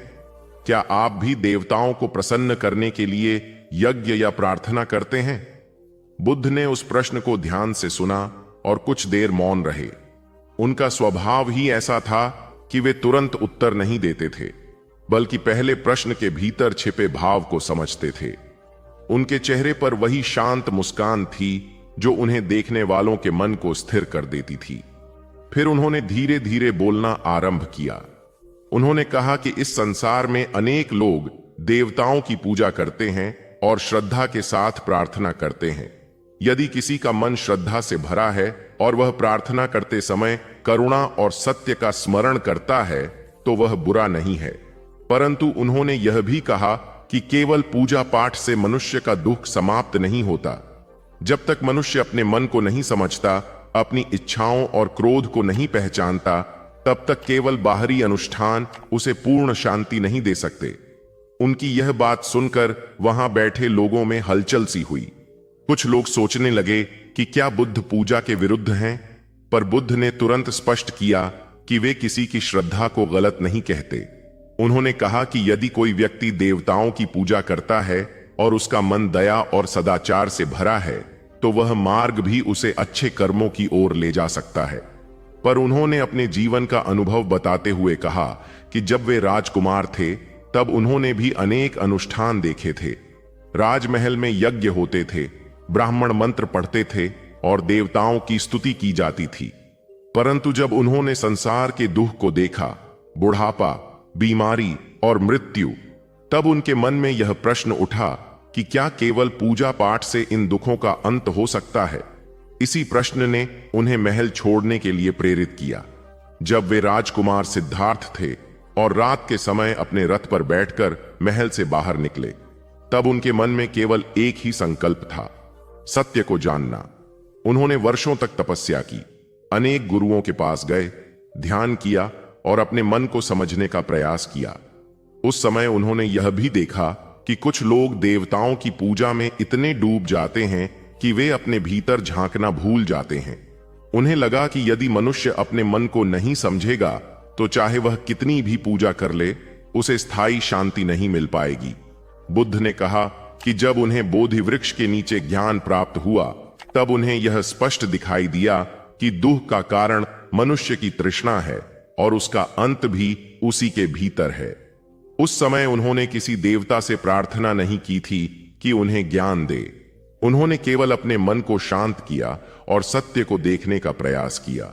जब मन पूरी तरह शांत हो गया और सभी इच्छाएं थम गईं, तब उन्हें वह ज्ञान मिला जिसे उन्होंने बोध कहा। उसी क्षण से उनका जीवन दूसरों को यह समझाने में बीतने लगा कि मनुष्य स्वयं अपने प्रयास से मुक्ति पा सकता है। यह सुनकर वैशाली से आए ब्राह्मणों में से एक ने पूछा कि यदि आप देवताओं की पूजा नहीं करते, तो क्या आप देवताओं के अस्तित्व को नहीं मानते? बुद्ध ने इस प्रश्न का उत्तर भी बड़े संतुलन से दिया। उन्होंने कहा कि इस संसार में अनेक प्रकार के लोक और अस्तित्व हो सकते हैं, पर मनुष्य का सबसे बड़ा कार्य यह नहीं है कि वह उनके बारे में बहस करता रहे। सबसे महत्वपूर्ण यह है कि मनुष्य अपने जीवन को सदाचार, करुणा और जागरूकता से भर दे। यदि वह ऐसा करता है तो उसका जीवन स्वयं ही एक पूजा बन जाता है। उनकी यह बात वहां बैठे लोगों के मन को गहराई से छू गई। उन्होंने समझा कि बुद्ध पूजा पाठ के विरोधी नहीं है, पर वे यह सिखाते हैं कि सच्ची पूजा मनुष्य के आचरण में होनी चाहिए। यदि कोई व्यक्ति मंदिर जाकर प्रार्थना करता है पर बाहर आकर दूसरों के साथ कठोर व्यवहार करता है, तो उसकी पूजा अधूरी है। पर यदि कोई व्यक्ति बिना किसी अनुष्ठान के भी करुणा और सत्य के साथ जीवन जीता है, तो उसका हर क्षण पूजा बन जाता है। उसी सभा में श्रावस्ती का एक युवक भी बैठा था जिसका नाम उदयन था। वह बचपन से ही मंदिरों में पूजा करता आया था और उसे विश्वास था कि देवताओं को प्रसन्न करना ही जीवन का उद्देश्य है। पर बुद्ध की बातें सुनकर उसके मन में एक नया विचार जन्मा। उसने सोचा कि शायद पूजा का अर्थ केवल दीप जलाना नहीं, बल्कि अपने मन को भी प्रकाशित करना है। सभा समाप्त होने के बाद वह बुद्ध के पास गया और उनसे पूछा कि यदि मैं भगवान की पूजा करता हूं तो क्या मुझे उसे छोड़ देना चाहिए? बुद्ध ने मुस्कुराकर कहा कि यदि तुम्हारे मन में श्रद्धा है तो उसे छोड़ने की आवश्यकता नहीं है, पर यह याद रखो कि पूजा का उद्देश्य मन को निर्मल बनाना है। यदि तुम्हारी प्रार्थना तुम्हें अधिक दयालु और शांत बनाती है तो वह सही दिशा में है। समय बीतता गया और बुद्ध के उपदेश दूर दूर तक फैलते गए। लोग यह समझने लगे कि बुद्ध ने पूजा पाठ को अनिवार्य नहीं माना, पर उन्होंने जीवन को ही साधना बना दिया। उन्होंने सिखाया कि ध्यान, जागरूकता और करुणा के माध्यम से मनुष्य अपने भीतर वही शांति पा सकता है जिसे लोग देवताओं की कृपा मानते हैं। इसीलिए उनके शिष्य जब सुबह उठते थे तो वे किसी देवता की पूजा करने से अधिक अपने मन को शांत करने का अभ्यास करते थे। वे ध्यान करते, अपने विचारों को देखते और यह प्रयास करते कि उनके मन में क्रोध या लोभ न पनपे। फिर भी बुद्ध ने कभी भी लोगों की श्रद्धा का अपमान नहीं किया। यदि कोई व्यक्ति देवताओं में विश्वास करता था तो वे उसे मना नहीं करते थे। वे केवल इतना कहते थे कि श्रद्धा को अंधविश्वास न बनने दो। श्रद्धा तब सार्थक होती है जब वह मनुष्य को बेहतर बनने के लिए प्रेरित करे। इसीलिए बुद्ध का मार्ग पूजा से अधिक जागरूकता का मार्ग था। उन्होंने सिखाया कि यदि मनुष्य अपने हर कर्म को सजगता और करुणा से करता है तो वही उसकी सबसे बड़ी प्रार्थना है। इस प्रकार उस युग में धीरे धीरे यह समझ फैलने लगी कि बुद्ध ने कोई विशेष पूजा पाठ नहीं किया था। उन्होंने अपने जीवन को ही साधना बना लिया था। उन्होंने यह दिखाया कि मनुष्य का सबसे बड़ा मंदिर उसका स्वयं का हृदय है और सबसे बड़ा दीपक उसकी जागरूकता है। जब यह दीपक जल उठता है तो जीवन के अंधकार अपने आप दूर हो जाते हैं। यही कारण है कि लोग उन्हें भगवान कहने लगे, क्योंकि उन्होंने मनुष्य को यह सिखाया कि सच्चा ईश्वर बाहरी वेदियों से अधिक हमारे भीतर की करुणा और ज्ञान में बसता है। और जब मनुष्य उस सत्य को पहचान लेता है तब उसका जीवन स्वयं ही एक निरंतर प्रार्थना बन जाता है, जिसमें शब्दों की आवश्यकता नहीं होती, क्योंकि उसके हर विचार और हर कर्म में ही श्रद्धा का प्रकाश झलकने लगता है। वन के उस विशाल विस्तार में उस दिन अजीब सी निस्तब्धता थी। ऊंचे ऊंचे वृक्षों की शाखाएं हवा के साथ धीरे धीरे हिल रही थीं और पत्तों के बीच से छनकर आती धूप धरती पर टुकड़ों में बिखर रही थी। उस पथ पर बहुत कम लोग चलने का साहस करते थे, क्योंकि वह मार्ग लंबे समय से भय का पर्याय बन चुका था। यात्रियों के बीच एक ही नाम फुसफुसाहट की तरह फैलता था, अंगुलीमाल। लोग कहते थे कि वह एक भयानक डाकू है जो अकेले ही जंगल में रहता है और जो भी उस मार्ग से गुजरता है उसे जीवित नहीं छोड़ता। उसके गले में उंगलियों की माला होने की कथा सुनकर लोग कांप उठते थे। यही कारण था कि उस वन के पास बसे गांवों के लोग दूर से ही उस रास्ते से बचकर निकल जाते थे। लेकिन उस दिन एक ऐसा व्यक्ति उसी मार्ग पर शांत भाव से चल रहा था जिसकी चाल में कोई भय नहीं था। वह थे बुद्ध। उनके कदम धीमे थे पर उनमें स्थिरता थी। उनके चेहरे पर वही शांति थी जो किसी गहरे सागर की सतह पर दिखाई देती है। उसी समय जंगल के भीतर कहीं अंगुलीमाल छिपा हुआ था। उसकी आंखें तीखी थीं और मन क्रोध से भरा हुआ था। उसने वर्षों से यही जीवन जिया था, लूट, हिंसा और आतंक। उसके भीतर कहीं गहराई में कभी एक साधारण मनुष्य भी रहा होगा, पर अब वह स्मृति धुंधली हो चुकी थी।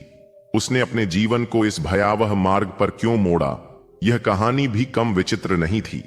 कभी वह एक विद्यार्थी था जिसे ज्ञान की तलाश थी, पर परिस्थितियों और छल ने उसे ऐसा बना दिया कि उसका हृदय कठोर हो गया।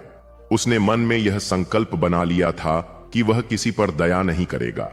इसलिए जब उसने दूर से एक सन्यासी को उस पथ पर आते देखा तो उसके मन में वही पुराना क्रोध जाग उठा। उसने सोचा कि यह व्यक्ति भी आज उसके हाथों मारा जाएगा। अंगुलीमाल ने अपनी तलवार उठाई और तेजी से उस दिशा में दौड़ा जहां बुद्ध धीरे धीरे आगे बढ़ रहे थे। पर एक अजीब बात हुई। वह जितना तेज दौड़ता उतना ही उसे लगता कि वह उस शांत सन्यासी के पास नहीं पहुंच पा रहा है। बुद्ध की चाल धीमी थी, फिर भी वह उनसे आगे नहीं निकल पा रहा था।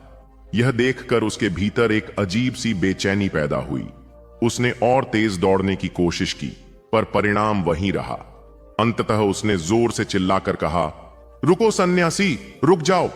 उसकी आवाज जंगल में गूंज उठी, पर उस आवाज में जितना क्रोध था उतनी ही हैरानी भी थी। बुद्ध वहीं रुक गए। उन्होंने धीरे से पीछे मुड़कर अंगुलीमाल की ओर देखा। उनकी आंखों में कोई भय नहीं था, केवल करुणा थी। अंगुलीमाल उनके सामने आ खड़ा हुआ। उसके हाथ में तलवार थी और उसके चेहरे पर कठोरता की रेखाएं थीं। उसने सोचा था कि सामने वाला व्यक्ति भय से कांप उठेगा, पर बुद्ध का शांत चेहरा देखकर वह स्वयं उलझन में पड़ गया। उसने कठोर स्वर में कहा, क्या तुम जानते नहीं कि मैं कौन हूं? लोग मुझे देखकर इस मार्ग से दूर भागते हैं, फिर भी तुम बिना डरे यहां कैसे चले आए? बुद्ध ने शांत स्वर में उत्तर दिया, मैं जानता हूं कि तुम कौन हो, पर मैं यह भी जानता हूं कि हर मनुष्य के भीतर परिवर्तन की संभावना होती है। यह सुनकर अंगुलीमाल के भीतर जैसे आग भड़क उठी। उसने कहा, तुम्हें मुझसे डर नहीं लगता? बुद्ध ने धीरे से कहा, डर उस मन में पैदा होता है जो हिंसा से भरा हो। मेरा मन किसी के लिए हिंसा नहीं रखता, इसलिए मुझे डर नहीं है। यह उत्तर सुनकर अंगुलिमाल कुछ क्षण के लिए मौन हो गया। उसने जीवन में पहली बार किसी को इस तरह उससे बात करते देखा था। अब तक जो भी उसके सामने आया था वह भय से कांप उठता था, पर यह व्यक्ति अलग था। उसके शब्दों में न घबराहट थी न विरोध, केवल शांति थी। अंगुलिमाल ने तलवार उठाकर कहा, यदि मैं अभी तुम्हें मार दूं तो? बुद्ध ने उसकी आंखों में देखते हुए कहा, यदि तुम ऐसा करोगे तो यह तुम्हारे कर्म का परिणाम होगा, पर इससे तुम्हारे भीतर की अशांति समाप्त नहीं होगी। यह सुनकर अंगुलिमाल के भीतर कहीं एक हलचल सी हुई। उसने अपने जीवन में बहुत लोगों को मारा था, पर उसे कभी शांति नहीं मिली थी। हर हत्या के बाद उसका मन और अधिक अशांत हो जाता था, पर उसने कभी इस बात को स्वीकार नहीं किया था। उसने कठोर स्वर में कहा, मुझे शांति की आवश्यकता नहीं है, मुझे केवल शक्ति चाहिए। बुद्ध ने उत्तर दिया, जो मनुष्य अपने क्रोध का दास है वह शक्तिशाली नहीं होता। सच्ची शक्ति वह है जो क्रोध को जीत सके। यह सुनते ही अंगुलिमाल के मन में जैसे एक बिजली सी कौंध गई। उसने अपने जीवन को याद किया। उसे याद आया कि कभी वह भी एक साधारण युवक था जो ज्ञान प्राप्त करना चाहता था, पर परिस्थितियों ने उसे इस मार्ग पर धकेल दिया। उसने धीरे धीरे महसूस किया कि उसके भीतर जो क्रोध है वह उसे हर दिन और अधिक अंधकार में ले जा रहा है। बुद्ध की शांत उपस्थिति उसके भीतर छिपी उस पीड़ा को उजागर कर रही थी जिसे वह वर्षों से दबा कर रखे हुए था। कुछ क्षणों तक दोनों के बीच मौन छाया रहा। जंगल में केवल हवा की सरसराहट सुनाई दे रही थी। अंगुलिमाल की पकड़ तलवार पर ढीली पड़ने लगी। उसने पहली बार अपने जीवन में यह सोचा कि क्या सचमुच उसके लिए कोई दूसरा मार्ग भी हो सकता है। उसने बुद्ध से पूछा, क्या मेरे जैसे व्यक्ति के लिए भी परिवर्तन संभव है? मैंने इतने अपराध किए हैं कि शायद मुझे कभी क्षमा नहीं मिल सकती। बुद्ध ने शांत स्वर में कहा, यदि कोई व्यक्ति अपने अतीत को समझकर बदलने का संकल्प कर ले तो उसके लिए नया मार्ग हमेशा खुला रहता है। मनुष्य अपने कर्मों से गिरता है और अपने संकल्प से उठता है। यह सुनकर अंगुलिमाल के भीतर वर्षों से जमा कठोरता टूटने लगी। उसकी आंखों में नमी आ गई। उसने धीरे धीरे अपनी तलवार नीचे रख दी। वह उस व्यक्ति के सामने खड़ा था जिसने बिना किसी भय के उसके भीतर छिपे मनुष्य को पहचान लिया था। उसने कांपते स्वर में कहा, यदि आप सच कह रहे हैं तो मुझे वह मार्ग दिखाइए जिससे मैं अपने जीवन को बदल सकूं। बुद्ध ने उसकी ओर करुणा से देखते हुए कहा, पहला कदम यह है कि तुम हिंसा का मार्ग छोड़ दो और अपने मन को समझने का प्रयास करो। अंगुलिमाल ने उस क्षण एक ऐसा निर्णय लिया जिसने उसके पूरे जीवन की दिशा बदल दी। उसने अपने हाथों की तलवार वहीं छोड़ दी और बुद्ध के चरणों में झुक गया। उस क्षण जंगल की निस्तब्धता में जैसे एक नया अध्याय आरंभ हुआ। जो व्यक्ति कभी आतंक का प्रतीक था वह अब परिवर्तन की राह पर चलने वाला एक साधक बनने जा रहा था। बुद्ध ने उसे उठाया और शांत स्वर में कहा कि परिवर्तन का मार्ग आसान नहीं होगा, पर यदि वह धैर्य रखेगा तो उसके भीतर भी शांति का प्रकाश जग सकता है। समय के साथ लोगों ने देखा कि वही अंगुलिमाल जिसने कभी भय फैलाया था अब विनम्रता और साधना का जीवन जी रहा है। उसके भीतर का क्रोध धीरे धीरे शांत होने लगा।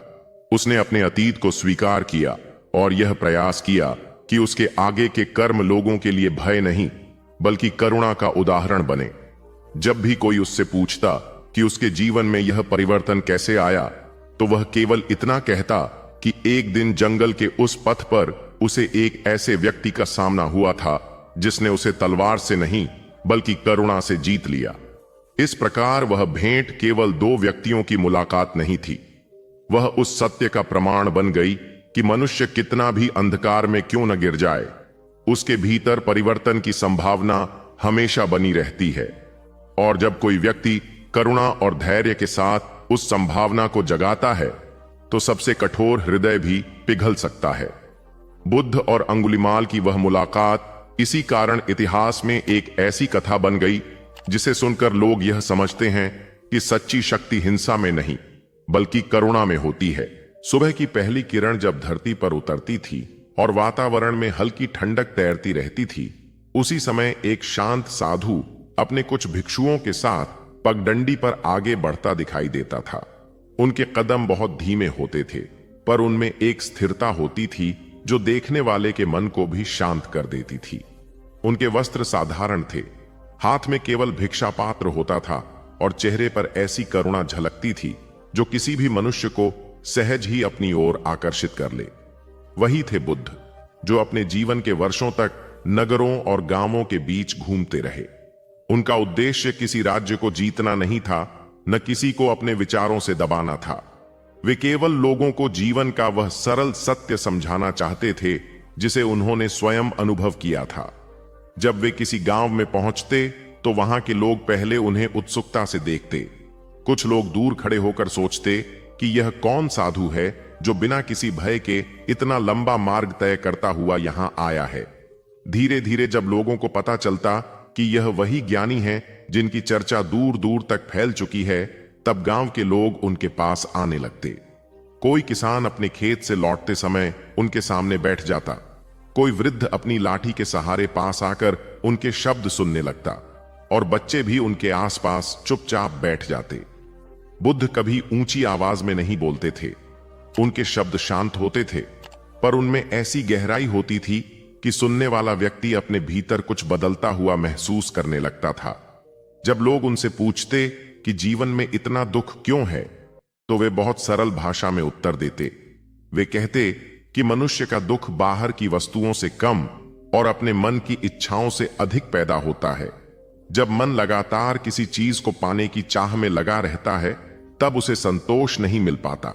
इसीलिए उन्होंने लोगों को समझाया कि यदि मनुष्य अपने मन को समझ ले और अपनी इच्छाओं को संयमित करना सीख जाए, तो जीवन हल्का और शांत हो सकता है। किसी गांव में वे खेतों के बीच खड़े होकर किसानों से बात करते। वे कहते कि जैसे खेत में बीज बोने से पहले भूमि को तैयार करना पड़ता है, वैसे ही जीवन में अच्छे फल पाने के लिए मन को तैयार करना पड़ता है। यदि मन में क्रोध, ईर्ष्या और लोभ भरे हों, तो अच्छे परिणाम की अपेक्षा नहीं की जा सकती। किसान यह बात तुरंत समझ जाते, क्योंकि वे भूमि और बीज के संबंध को भली भांति जानते थे। बुद्ध उन्हें बताते कि जिस प्रकार किसान धैर्य रखकर फसल के पकने की प्रतीक्षा करता है, उसी प्रकार मनुष्य को भी अपने जीवन में धैर्य रखना चाहिए। जल्दी और अधीरता से लिया गया निर्णय अक्सर दुख का कारण बनता है। उनकी बातें इतनी सरल होती थीं कि साधारण से साधारण व्यक्ति भी उन्हें समझ सकता था। जब वे किसी दूसरे गांव में पहुंचते तो वहां के लोग उनसे अपने पारिवारिक जीवन की समस्याएं पूछते। कोई पति पत्नी के झगड़े के बारे में बताता, कोई भाई अपने भाई से हुए विवाद की शिकायत करता। बुद्ध ऐसे प्रश्नों का उत्तर देते समय किसी को दोषी नहीं ठहराते थे।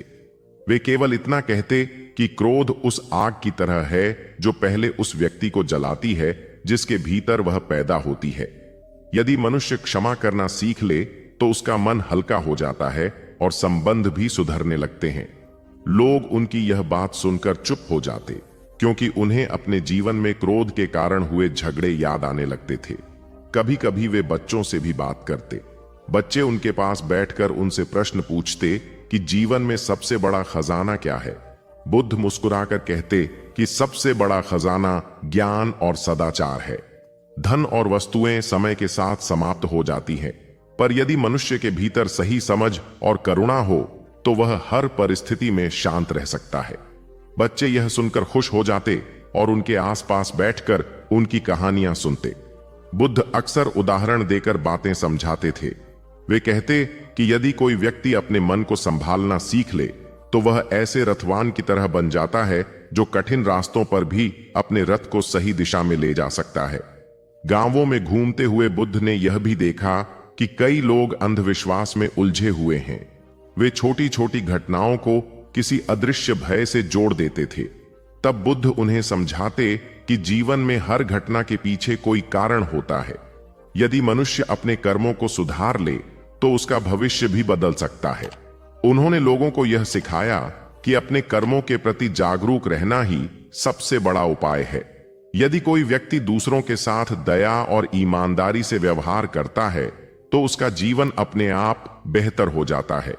कई बार जब शाम ढलने लगती और आकाश में हल्की लालिमा फैल जाती, तब गांव के लोग फिर से बुद्ध के पास एकत्र हो जाते। उस समय वातावरण बहुत शांत होता था। लोग दिन भर के काम से थक चुके होते, पर उनके मन में बुद्ध की बातें सुनने की उत्सुकता बनी रहती। बुद्ध उन्हें ध्यान के बारे में भी बताते। वे कहते कि कुछ समय शांत बैठकर अपने मन को देखना चाहिए। जब मनुष्य अपनी सांसों पर ध्यान देता है और अपने विचारों को बिना विरोध के देखता है, तब धीरे धीरे उसका मन शांत होने लगता है। यह अभ्यास सुनने में सरल लगता था, पर जिसने भी इसे किया उसने अनुभव किया कि इससे भीतर एक नई स्थिरता पैदा होती है। समय के साथ बुद्ध के गांव-गांव घूमने की चर्चा फैलने लगी। लोग कहते कि वह साधु किसी चमत्कार की बात नहीं करता, पर उसके शब्द सुनने से मन हल्का हो जाता है। वह लोगों को यह नहीं कहता कि वे किसी से डरें या किसी विशेष अनुष्ठान में ही मुक्ति खोजें। वह केवल यह सिखाता है कि जीवन को सरलता, करुणा और जागरूकता के साथ जीना ही सबसे बड़ा मार्ग है। यही कारण था कि जहां भी वह जाते, लोग उन्हें सम्मान से देखते और उनके जाने के बाद भी उनकी बातें लंबे समय तक याद रखते। कई वर्षों तक यह क्रम चलता रहा। बुद्ध और उनके भिक्षु एक स्थान से दूसरे स्थान तक जाते रहे। रास्ते कठिन होते, मौसम बदलते रहते, पर उनका उद्देश्य कभी नहीं बदला। वे हर गांव में यही समझाते कि मनुष्य का जीवन तभी शांत हो सकता है जब वह अपने भीतर के क्रोध, लोभ और भ्रम को समझकर उनसे ऊपर उठने का प्रयास करे। वे कहते कि कोई भी मनुष्य छोटा या बड़ा नहीं होता। हर व्यक्ति के भीतर वही क्षमता छिपी होती है जिससे वह अपने जीवन को प्रकाशमय बना सकता है। धीरे धीरे लोगों ने यह अनुभव करना शुरू किया कि बुद्ध के शब्द केवल उपदेश नहीं हैं, बल्कि जीवन को देखने का एक नया तरीका है। जिन्होंने उनकी बातों को अपनाया, उनके व्यवहार में परिवर्तन दिखाई देने लगा। वे अधिक धैर्यवान और दयालु बनने लगे। जब कोई उनसे पूछता कि उन्हें यह परिवर्तन कैसे मिला, तो वे बताते कि एक शांत साधु कभी उनके गांव आया था और उसने उन्हें यह सिखाया था कि मनुष्य का सबसे बड़ा सहारा उसका अपना जागरूक मन है।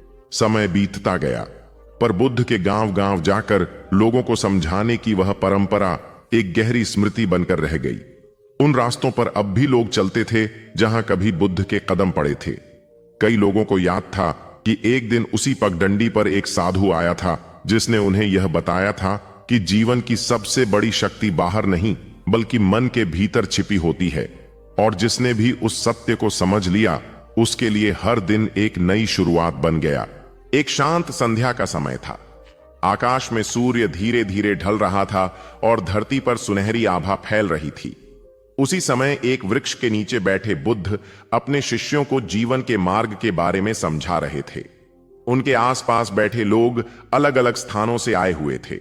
कोई दूर के नगर से आया था, कोई किसी छोटे ग्राम से, और कुछ ऐसे भी थे जो बहुत दूर देशों से यात्रा करके उनके पास पहुंचे थे। बुद्ध के शांत स्वर में ऐसी गहराई थी कि जो भी उन्हें सुनता उसके मन में एक नई स्पष्टता पैदा होने लगती थी। उसी सभा में एक युवक ने विनम्रता से प्रश्न किया कि आपके उपदेश अब इतने स्थानों तक पहुंच चुके हैं, क्या यह संभव है कि आपका धर्म केवल यहीं तक सीमित रहेगा या यह और भी दूर देशों तक जाएगा? बुद्ध ने उस युवक की ओर देखा और हल्की मुस्कान के साथ कहा कि सत्य का मार्ग किसी एक स्थान या एक सीमा में बंधा नहीं रहता। यदि कोई बात वास्तव में लोगों के दुख को कम करने की क्षमता रखती है तो वह धीरे धीरे दूर तक फैलती है, जैसे नदी का जल अपने आप आगे बढ़ता जाता है। जब बुद्ध अपने जीवन में गांव-गांव और नगर-नगर घूमकर लोगों को उपदेश दे रहे थे, तब उनका उद्देश्य किसी साम्राज्य की स्थापना करना नहीं था। वे किसी को अपने धर्म में जबरन शामिल नहीं करते थे। वे केवल जीवन का वह मार्ग बताते थे जिसे उन्होंने स्वयं अनुभव किया था। उन्होंने लोगों को यह सिखाया कि मनुष्य के दुख का कारण उसके भीतर की तृष्णा और अज्ञान है, और यदि वह जागरूकता तथा करुणा के साथ जीवन जीना सीख ले तो उसे शांति मिल सकती है। उनके इन सरल पर गहरे विचारों ने धीरे धीरे लोगों के मन को प्रभावित करना शुरू कर दिया। पहले तो केवल उनके आसपास के क्षेत्रों में लोग उनके उपदेश सुनने लगे, पर समय के साथ उनके शिष्य इन शिक्षाओं को लेकर दूर दूर तक जाने लगे। बुद्ध के जीवन काल में ही उनके कई शिष्य ऐसे बने जिन्होंने निश्चय किया कि वे इन शिक्षाओं को और अधिक लोगों तक पहुंचाएंगे। वे साधारण वस्त्र पहनकर लंबी यात्राएं करते थे। वे जहां भी जाते लोगों को वही बातें बताते जो उन्होंने अपने गुरु से सीखी थीं, कि जीवन में क्रोध, लोभ और मोह को समझना आवश्यक है, कि करुणा और संयम ही सच्चे सुख का मार्ग है, और कि हर मनुष्य अपने प्रयास से अपने जीवन को बेहतर बना सकता है। इन शिष्यों की यात्राओं ने धीरे धीरे उस ज्ञान को सीमाओं से बाहर पहुंचा दिया। समय के साथ यह शिक्षा केवल एक स्थान तक सीमित नहीं रही। बुद्ध के निर्वाण के बाद उनके अनुयायियों ने और अधिक उत्साह के साथ इस मार्ग का प्रचार करना शुरू किया।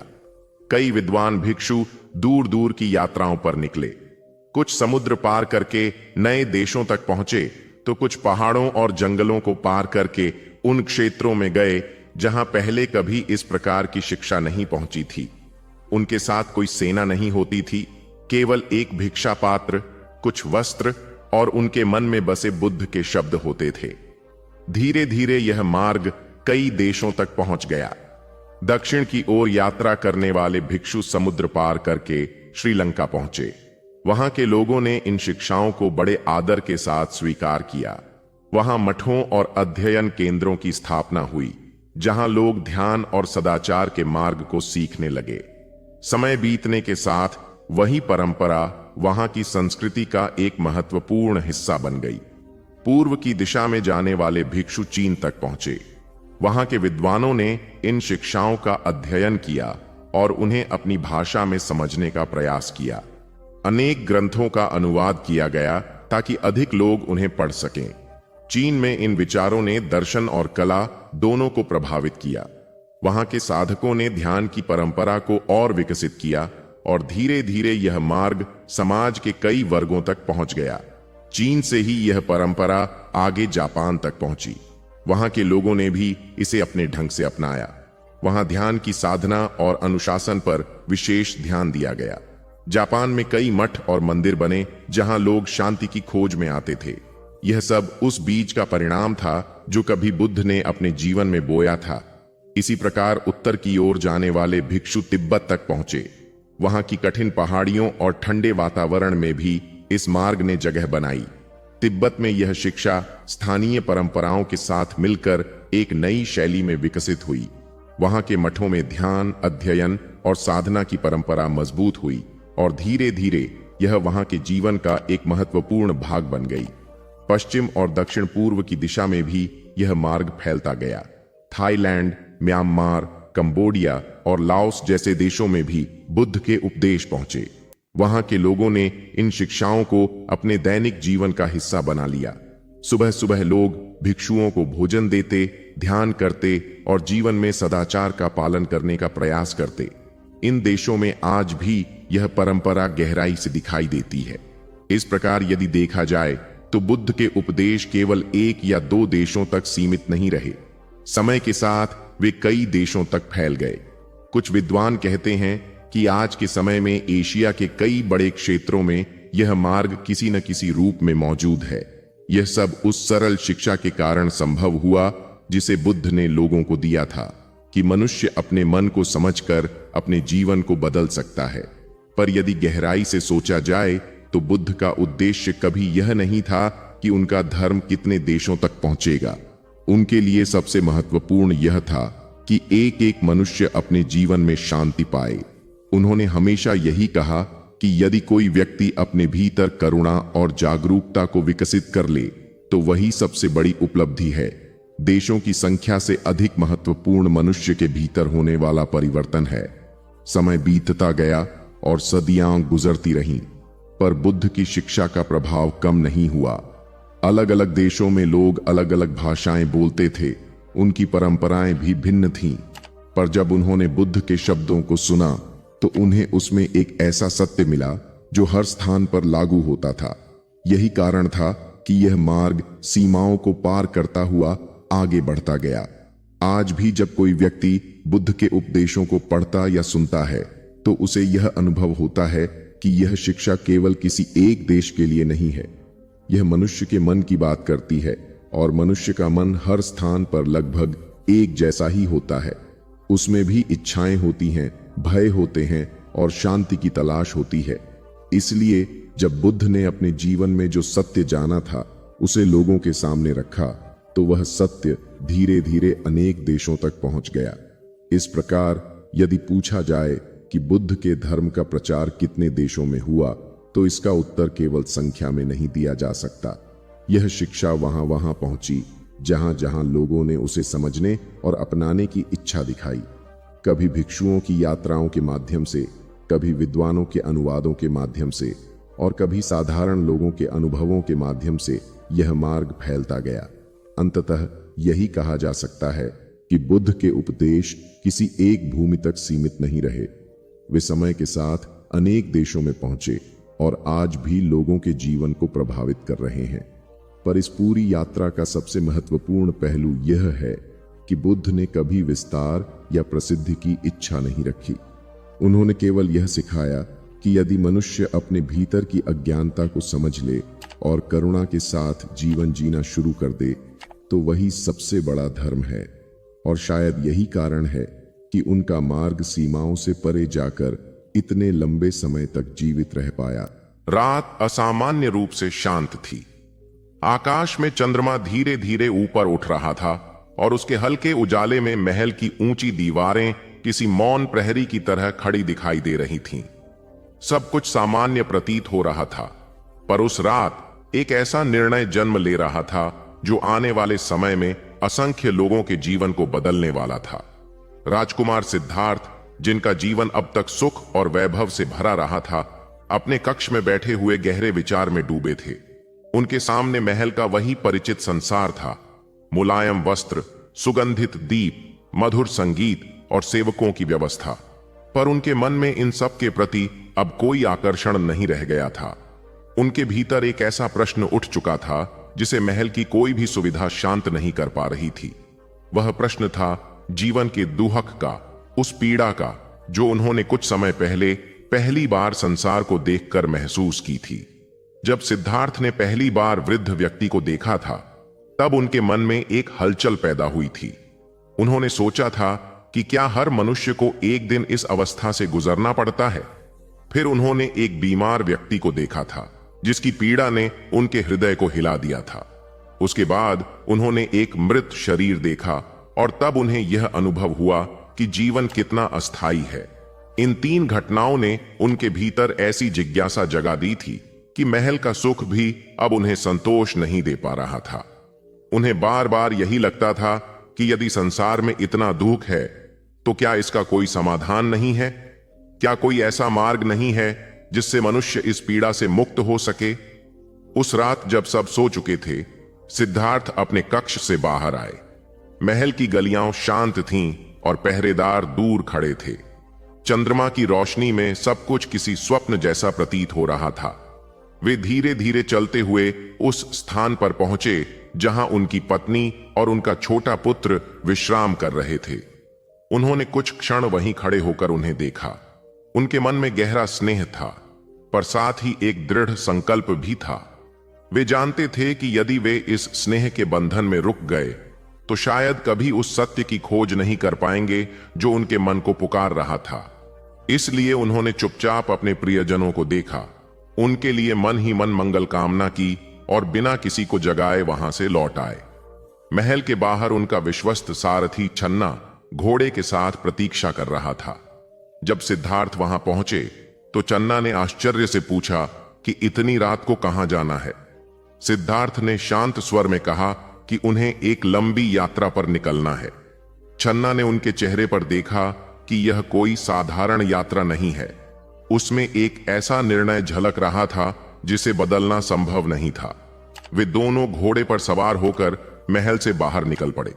उस समय हवा ठंडी थी और रात का सन्नाटा चारों ओर फैला हुआ था। घोड़े के खुरों की हल्की आवाज ही उस मौन को तोड़ रही थी। जैसे जैसे वे महल से दूर जाते गए, सिद्धार्थ के मन में एक अजीब सी शांति उतरने लगी। उन्होंने पीछे मुड़कर महल की ओर देखा, जहां उनका पुराना जीवन रह गया था। वह जीवन जिसने उन्हें सुख दिया था, पर उनके प्रश्नों का उत्तर नहीं दे पाया था। अब उनके सामने एक नया मार्ग था, अज्ञात, कठिन और अनिश्चित, पर वही मार्ग उन्हें सत्य की ओर ले जा सकता था। उन्होंने महसूस किया कि यह त्याग केवल महल छोड़ने का नहीं था, बल्कि उस पहचान को छोड़ने का था जो अब तक उनके साथ जुड़ी हुई थी। कुछ दूरी तय करने के बाद वे एक नदी के किनारे पहुंचे। वहां का वातावरण बहुत शांत था। चंद्रमा का प्रकाश जल पर चमक रहा था और हवा में एक गहरी स्थिरता थी। सिद्धार्थ घोड़े से उतर गए और कुछ देर वहीं खड़े होकर जल को देखने लगे। उन्हें लगा कि जीवन भी इसी जल की तरह है, लगातार बहता हुआ, एक क्षण भी स्थिर नहीं। उसी क्षण उन्होंने अपने निर्णय को पूरी तरह स्वीकार कर लिया। उन्होंने अपने सिर के बाल काट दिए और अपने राजसी वस्त्र उतार दिए। उन वस्त्रों को उन्होंने चन्ना को सौंप दिया और कहा कि वह उन्हें वापस महल ले जाए। चन्ना की आंखों में आंसू आ गए। उसने कहा कि वह अपने स्वामी को अकेला कैसे छोड़ सकता है, पर सिद्धार्थ ने उसे समझाया कि यह मार्ग उन्हें अकेले ही चलना होगा। उन्होंने कहा कि अब वे राजकुमार नहीं रहे, अब वे केवल एक साधक हैं जो सत्य की खोज में निकला है। चन्ना ने भारी मन से उन्हें प्रणाम किया और वापस लौट गया। उस क्षण सिद्धार्थ पूरी तरह अकेले खड़े थे, पर उनके भीतर एक नई शक्ति जाग चुकी थी। अब उनके सामने जीवन का एक बिल्कुल अलग अध्याय था। उन्होंने साधारण वस्त्र धारण किए और उस मार्ग पर चल पड़े जहां उन्हें ज्ञान की खोज करनी थी। वे जंगलों में गए, आश्रमों में रहे और अनेक साधकों से मिले। उन्होंने कठोर तपस्या भी की, लंबे समय तक ध्यान किया और अपने शरीर को भी कष्ट दिया, क्योंकि उस समय उन्हें लगता था कि शायद इसी मार्ग से सत्य मिलेगा। पर धीरे धीरे उन्हें यह समझ में आने लगा कि अत्यधिक कष्ट भी उतना ही व्यर्थ है जितना अत्यधिक सुख। समय बीतता गया और सिद्धार्थ का संकल्प और गहरा होता गया। उन्होंने महसूस किया कि सत्य किसी बाहरी वस्तु में नहीं है, बल्कि मन की गहराई में छिपा है। यदि मनुष्य अपने मन को पूरी तरह समझ ले तो उसे वह ज्ञान मिल सकता है जिसकी वह तलाश कर रहा है। यही विचार उन्हें आगे बढ़ाता रहा। कई बार कठिनाइयां आईं, कई बार शरीर थक गया, पर उनका संकल्प कभी कमजोर नहीं पड़ा।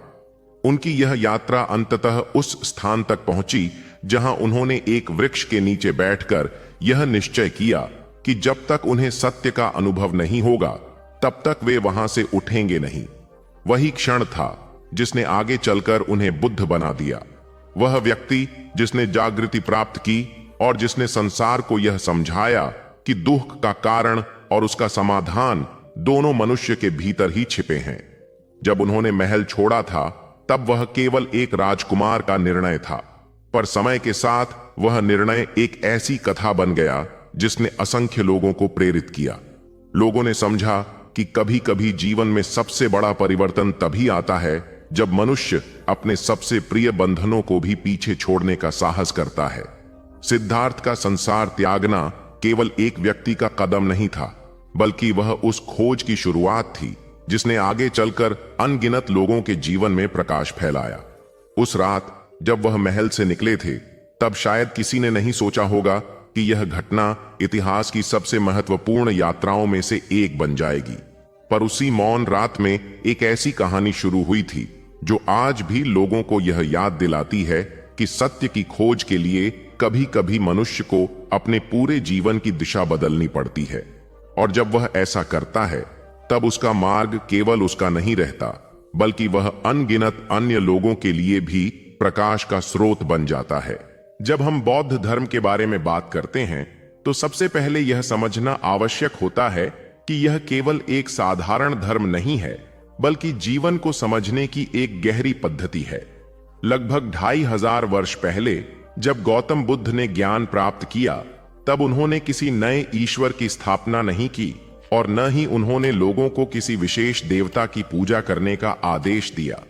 उन्होंने केवल मनुष्य के दुख को समझने का प्रयास किया और यह बताया कि दुख का कारण क्या है और उससे मुक्ति कैसे मिल सकती है।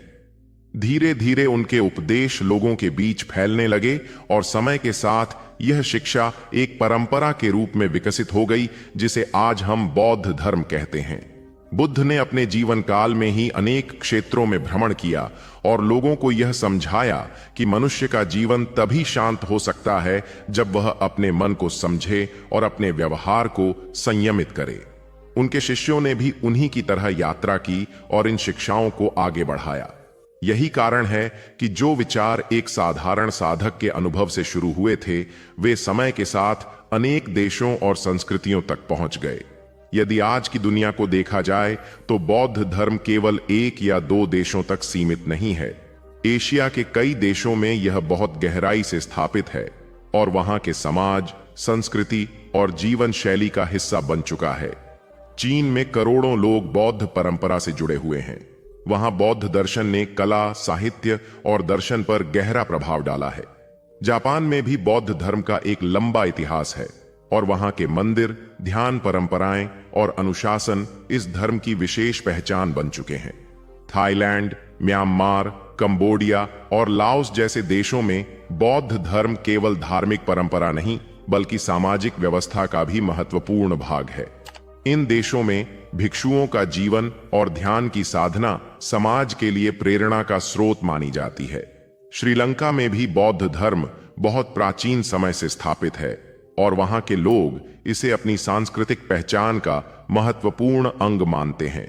इसके अतिरिक्त वियतनाम और दक्षिण कोरिया जैसे देशों में भी बौद्ध धर्म का प्रभाव बहुत बड़ा है। वहां यह स्थानीय परंपराओं के साथ मिलकर एक विशेष रूप में विकसित हुआ है। मंगोलिया और भूटान जैसे देशों में भी बौद्ध परंपरा बहुत गहरी है। भूटान में तो यह जीवन की पूरी व्यवस्था का हिस्सा माना जाता है और वहां का सामाजिक ढांचा भी इसी दर्शन से प्रभावित दिखाई देता है। नेपाल में भी बौद्ध धर्म का महत्व है क्योंकि वहीं बुद्ध का जन्म हुआ था और आज भी वहां अनेक प्राचीन मठ और तीर्थ स्थल मौजूद हैं। भारत में जहां से यह परंपरा शुरू हुई थी, आज भी कई क्षेत्रों में लोग बुद्ध के उपदेशों को मानते हैं और बौद्ध अध्ययन के केंद्र मौजूद हैं। समय के साथ बौद्ध धर्म एशिया से बाहर भी फैल गया। आधुनिक समय में यूरोप, अमेरिका, ऑस्ट्रेलिया और अफ्रीका के कुछ हिस्सों में भी लोग बुद्ध के दर्शन का अध्ययन करते हैं और ध्यान की साधना अपनाते हैं। यद्यपि इन क्षेत्रों में बौद्ध धर्म बहुसंख्यक धर्म नहीं है, फिर भी इसके विचारों ने बहुत से लोगों को प्रभावित किया है। आज दुनिया में लगभग 50 से अधिक देशों में बौद्ध परंपरा किसी न किसी रूप में मौजूद है और करोड़ों लोग इससे जुड़े हुए हैं। कई विद्वान मानते हैं कि दुनिया में लगभग 50 से 60 करोड़ लोग ऐसे हैं जो स्वयं को बौद्ध परंपरा से जुड़ा हुआ मानते हैं। यह संख्या समय के साथ बदलती रहती है, पर इतना निश्चित है कि बौद्ध धर्म दुनिया के प्रमुख आध्यात्मिक मार्गों में से एक बन चुका है। अब यदि यह पूछा जाए कि इस धर्म के नियम क्या हैं, तो यह समझना आवश्यक है कि बुद्ध ने बहुत कठोर या जटिल नियमों की व्यवस्था नहीं बनाई थी। उन्होंने जीवन को समझने के लिए कुछ मूल सिद्धांत बताए जो हर व्यक्ति के लिए उपयोगी हो सकते हैं। इन सिद्धांतों का केंद्र बिंदु मनुष्य का आचरण और उसकी जागरूकता है। बुद्ध ने सबसे पहले यह बताया कि जीवन में दुख मौजूद है। उन्होंने यह भी कहा कि इस दुख का कारण मनुष्य की तृष्णा और अज्ञान है। जब मनुष्य लगातार किसी वस्तु या स्थिति को पाने की इच्छा करता रहता है, तब उसका मन अशांत हो जाता है। यदि वह इन इच्छाओं को समझ ले और उनसे ऊपर उठने का प्रयास करे, तो दुख कम हो सकता है। इसी समझ के आधार पर उन्होंने एक मार्ग बताया जिसे मध्य मार्ग कहा जाता है। इसका अर्थ यह है कि मनुष्य को न तो अत्यधिक भोग में डूबना चाहिए और न ही अपने शरीर को अनावश्यक कष्ट देना चाहिए। संतुलन का मार्ग ही सही मार्ग है। इस मार्ग को समझाने के लिए बुद्ध ने अष्टांगिक मार्ग की शिक्षा दी थी। इसका अर्थ यह है कि जीवन में सही दृष्टि, सही विचार, सही वाणी, सही कर्म, सही आजीविका, सही प्रयास, सही स्मृति और सही ध्यान होना चाहिए। इन 8 बातों का उद्देश्य यह है कि मनुष्य अपने जीवन को संतुलित और जागरूक बना सके। बौद्ध धर्म में नैतिक आचरण का भी बहुत महत्व है। सामान्य गृहस्थों के लिए 5 प्रमुख नियम बताए गए हैं जिनका उद्देश्य समाज में शांति और संतुलन बनाए रखना है। इन नियमों के अनुसार मनुष्य को हिंसा से दूर रहना चाहिए, चोरी नहीं करनी चाहिए, गलत आचरण से बचना चाहिए, झूठ नहीं बोलना चाहिए और नशे जैसी चीजों से दूर रहना चाहिए जो मन को भ्रमित कर देती हैं।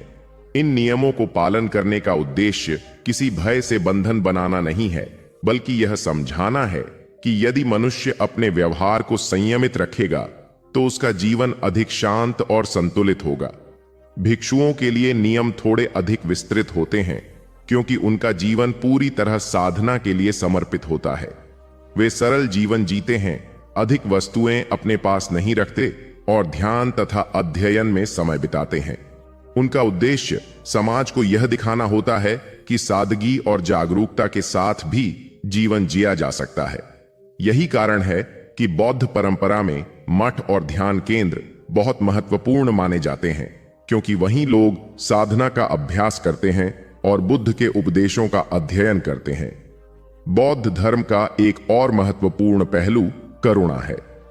बुद्ध ने हमेशा यह सिखाया कि मनुष्य को केवल अपने सुख के बारे में नहीं सोचना चाहिए, बल्कि दूसरों के दुख को भी समझना चाहिए। यदि कोई व्यक्ति दूसरों के प्रति दया और सहानुभूति रखता है तो उसका मन अधिक शांत रहता है। करुणा और मैत्री का भाव इस धर्म की मूल भावना है। ध्यान की साधना भी इसी उद्देश्य से की जाती है कि मनुष्य अपने विचारों और भावनाओं को समझ सके और अपने भीतर शांति विकसित कर सके। इस प्रकार यदि समग्र रूप से देखा जाए तो बौद्ध धर्म का प्रसार आज दुनिया के 50 से अधिक देशों में हो चुका है और करोड़ों लोग इससे जुड़े हुए हैं। पर इस धर्म की सबसे बड़ी विशेषता यह है कि इसका केंद्र किसी बाहरी शक्ति की पूजा नहीं, बल्कि मनुष्य का अपना अनुभव है। बुद्ध ने हमेशा यह कहा कि किसी बात को केवल इसलिए स्वीकार मत करो क्योंकि वह परंपरा में कही गई है, बल्कि उसे अपने अनुभव और समझ से परखो। यही कारण है कि बौद्ध धर्म को केवल धार्मिक परंपरा नहीं, बल्कि एक दार्शनिक और आध्यात्मिक मार्ग भी माना जाता है। अंततः यही कहा जा सकता है कि बौद्ध धर्म की शक्ति उसकी सरलता और गहराई में है। यह मनुष्य को बाहरी आडंबर से अधिक अपने भीतर झांकने की प्रेरणा देता है। यही कारण है कि हजारों वर्षों के बाद भी यह परंपरा जीवित है और दुनिया के अनेक देशों में लोग इसके विचारों से प्रेरणा लेते रहते हैं।